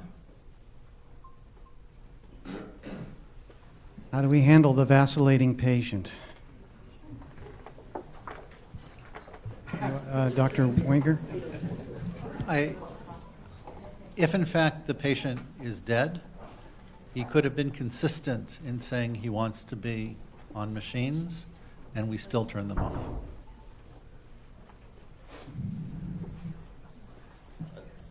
Legally, it's actually an easy one. It's hard ethically, but legally, most recent in time, right? So look at the Pulse law, look at the advanced directive law, most recent in time trumps. So you do a new advanced directive on the new admission, that constitutes a revocation of the earlier advanced directive. So most recent in time controls. Oh, the panel makes it sound very easy. Thank you very much. There are three questions. Right. It's legal. Yes. Three questions. Person's over here. And let's start from yes. Hi, I'm Shannon Peter. I'm a hospitalist attending at the West LA VA. And I had a question a little bit more on a technical manner, so forgive me for this, but I think it might be helpful to some of the clinicians here. When we're talking about, and this is for Dr. Shaner and potentially for Dr. Wenger as well, when we're discussing making the next determination for a patient that the clinical team suspects may be dead by neurologic criteria, and we invoke apnea testing, one could imagine circumstances in which untoward events occur during the course of apnea testing. And for those of you who aren't familiar, it basically just involves allowing the patient's carbon dioxide level to raise to a certain amount, a threshold in which if they had any brainstem reflexes, it would challenge them to spontaneously breathe. So during the course of that, you can imagine a pneumothorax or a cardiac arrhythmia or other kind of untoward events happening. And when you're bringing in Professor Pope, the risk aversion of many clinicians, it actually brings us to a point where some might feel that even doing the apnea testing, as Dr. Wanger had mentioned, was in fact the directive of a hospital to determine dead versus alive. Even doing the apnea testing, if it were to have such an event, even if the event were happening to a corpse, it might actually lead to a real traumatic experience from the family's perspective, and also even potentially some ramifications towards the rest of the clinical team. So what do we do in the case of an apnea test which becomes complicated? Go ahead, Dr. So, Wenger. This is an issue that actually gets raised relatively often, and our neurocritical care specialists are quick to tell us that there's no evidence that harm has ever occurred because of an apnea test. Whether that's true or not, I don't know. And I think that that's part of the reason that the 2010 guidelines specifically consider the aborted test with alternative approaches. I think that's a sufficient answer to that question. I'm going to give time over to the audience. I'm sorry, did we answer your question sufficiently? I better ask. Yeah, I think so. Okay. I know that there are guidelines to abort the apnea test, but I was just wondering what would happen in cases where some type of event happened short of the meeting those criteria. I would say that there's no guarantee that a family will not litigate for any reason at all. When you perform according to standard of care and you apply the apnea test, which does not require written consent or verbal consent, you're following standard practice. There's a risk to standard practice of all kinds, including blood draws. This is one where we allow the standard to go forward. I might just add that it's the physician's responsibility not to perform something that the physician feels might be harmful. Therefore, if a physician believed what you said, then it would be incumbent upon her or him not to perform the test. There's one other little tricky thing here, and that's that you're right. If you comply with the standard of care, then you can't be sued. But you can still be sued for violation of informed consent. Now, normally, the protection, in other words, it's an inherent risk, right? Doing the apnea test has not, the risks don't come from any malpractice, they're inherent to doing the apnea test. Normally, the reason you don't get sued for inherent risks, these are not negligently caused risks, is because you told the patient that might happen, and but as Dr. Wenger suggested, you're not getting informed consent for apnea test. That's untested, right? So then they would say, well, I know you didn't, there was a harm that resulted from the apnea test, and I know it wasn't a result of malpractice, but I wish you had told me that could result from the apnea test. In other words, the claim would be, you should have obtained my informed consent for the apnea test. And that's, and then we would have a definitive answer one way or the other about whether or not you do or do not need informed consent to perform an apnea test. So anyway, I think there's a small sliver of potential exposure there. Next question. By the way, you can do ancillary testing in place of the apnea challenge too. So, I mean, that's something that's written to the brain death guidelines. My name is Grace Wee. I'm actually pediatric intensivist and also at Loma Linda University and also the clinical ethics service. One thing that can be very distressing for clinicians who take care of patients who have already been declared dead by neurologic criteria is knowing exactly what are the limits of care that are to be provided for these patients who have already been legally declared dead. So what are the limits that you think that are reasonable? Do they include intensive therapy such as emergent surgery for, say, abdominal decompression, or do they, is it just a burden benefit calculation, or where do we draw the line? We have some attendings who feel very intensely that even frequent blood monitoring for electrolyte disturbances, for example, would be too burdensome. I want to just clarify the question. This is in a patient who's been diagnosed as dead by neurologic criteria, and you're asking what other therapeutics would be disproportionate? If so, in a situation where the family has disputed the diagnosis of brain death, there is this law that says that reasonable accommodation should be given to the family. Reasonable has been discussed in terms of time, but not in terms of the level of therapy that is provided. I'm not going to say care because we always care for our patients, but there are different levels of therapy that can be provided, and that the family intuits is less than prior to this declaration. All right. So does reasonable accommodation include the treatment of additional comorbidities as they develop in patients who are dead? Well,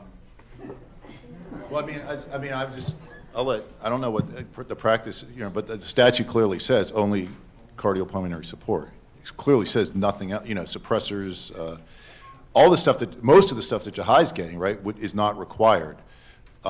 So I think, and I don't know how you implement it clinically, but the statute seems pretty clear in terms of clarifying that all sorts of needed or otherwise be indicated medical interventions are not required.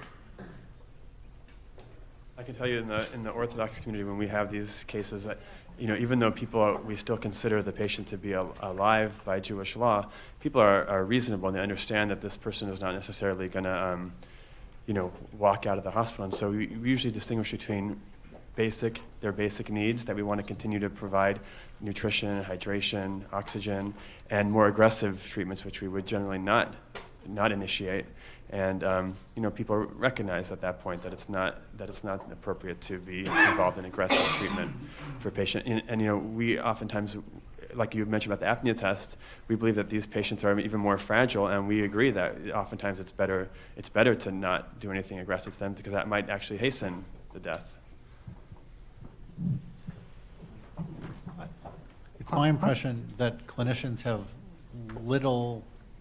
that it's very clear that you would offer absolutely everything that you would do for a dead body, which means respect and cleanliness and everything that you would do there, plus the cardiovascular support. And I think that the confusion often arises is that in the next room, you have someone who's dead by neurological criteria being prepared to be an organ donor.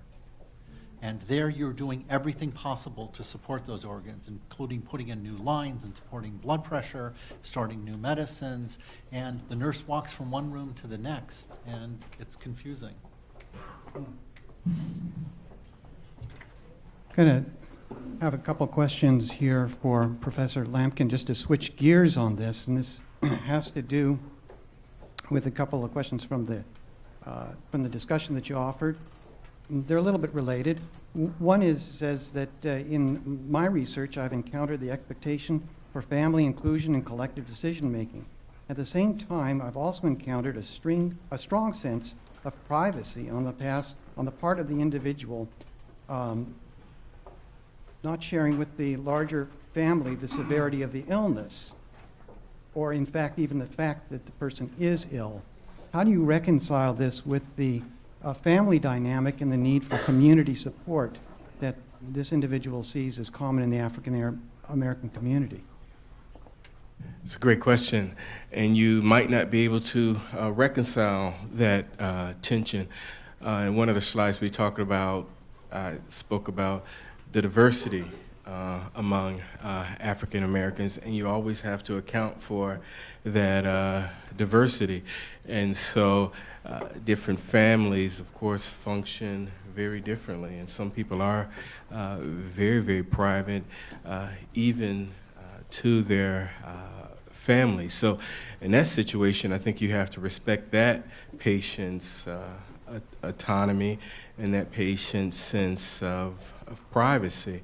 But perhaps as a general practice and maybe a starting point, always give at least some consideration when addressing African Americans, that there may be a family dynamic that one needs to take serious. So I think that's covered under the diversity within the community. And you just got to be mindful that one can go actually either one of those ways. It's not set in stone.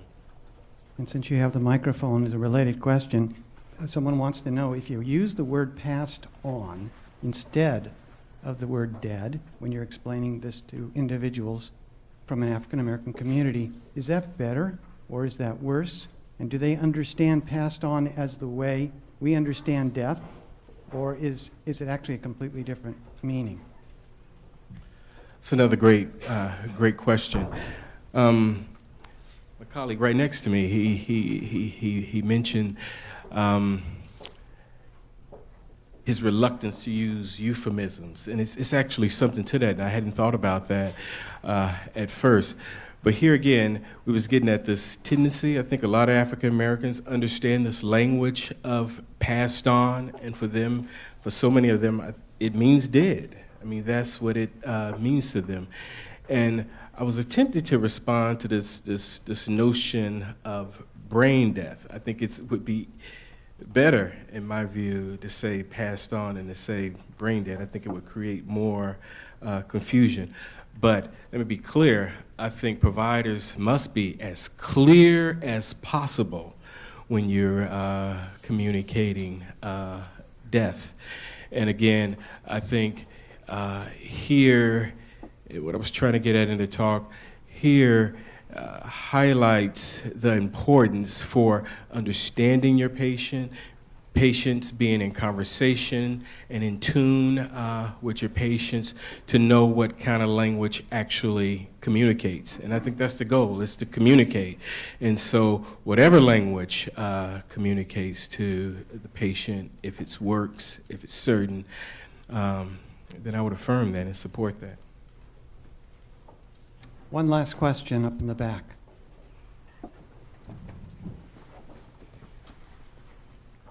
Hello, my name is Mario Carrillo. I'm from One Legacy. We're the local organ procurement organization. I know that topic's been discussed a little. I'm a family care specialist. I've worked with hundreds of families over almost 10 years now. And a lot of what you've all been discussing is very important. To tag on to what you just shared, it is very important. Communication does not happen often enough. I can't tell you how many times I've come up to a family and asked them if they understand. If I ask them, do you understand what brain death is? They say yes. But if I ask them for their understanding, an open-ended question, they truly do not understand what it is. And I'm not saying every physician is this way, but we come in, we have the time to sit there with them, sometimes for hours, depending on the hospital policy.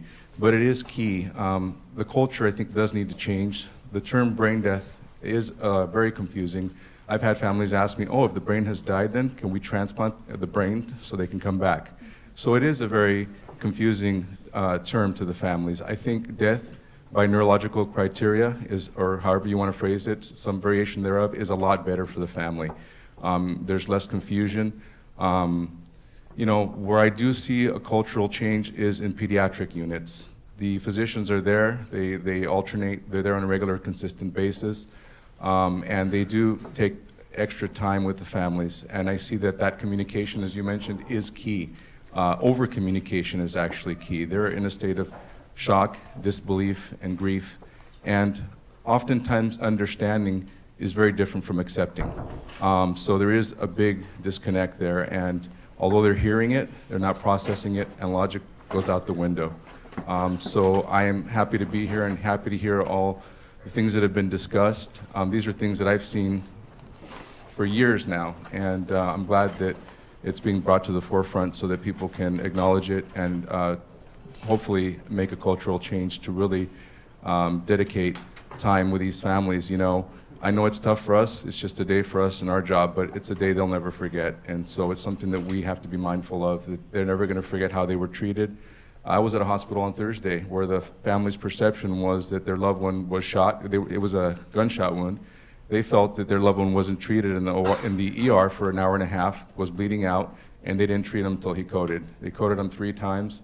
We come to support them after they've been told their loved one's brain dead. And at that point, they're angry. They're angry at the treatment that they felt they did not receive.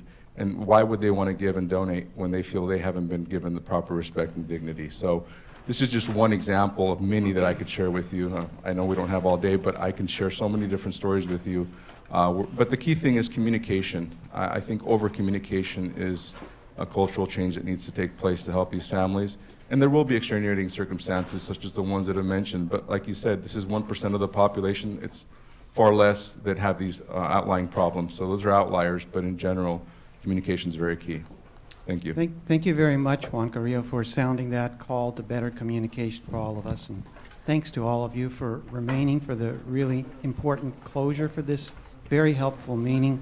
I think with continued collaborative effort on determining death, our communities will be able to find paths towards peace. And I think perhaps, Paul, do you have anything else to say?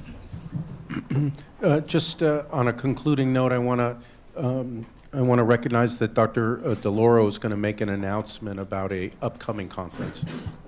Yeah, well, first of all, I want to capitalize on the fact that everybody's here. And I want to say that one of the conversations that have emerged recently at the consortium was a conversation concerning the participation of healthcare professionals in torture.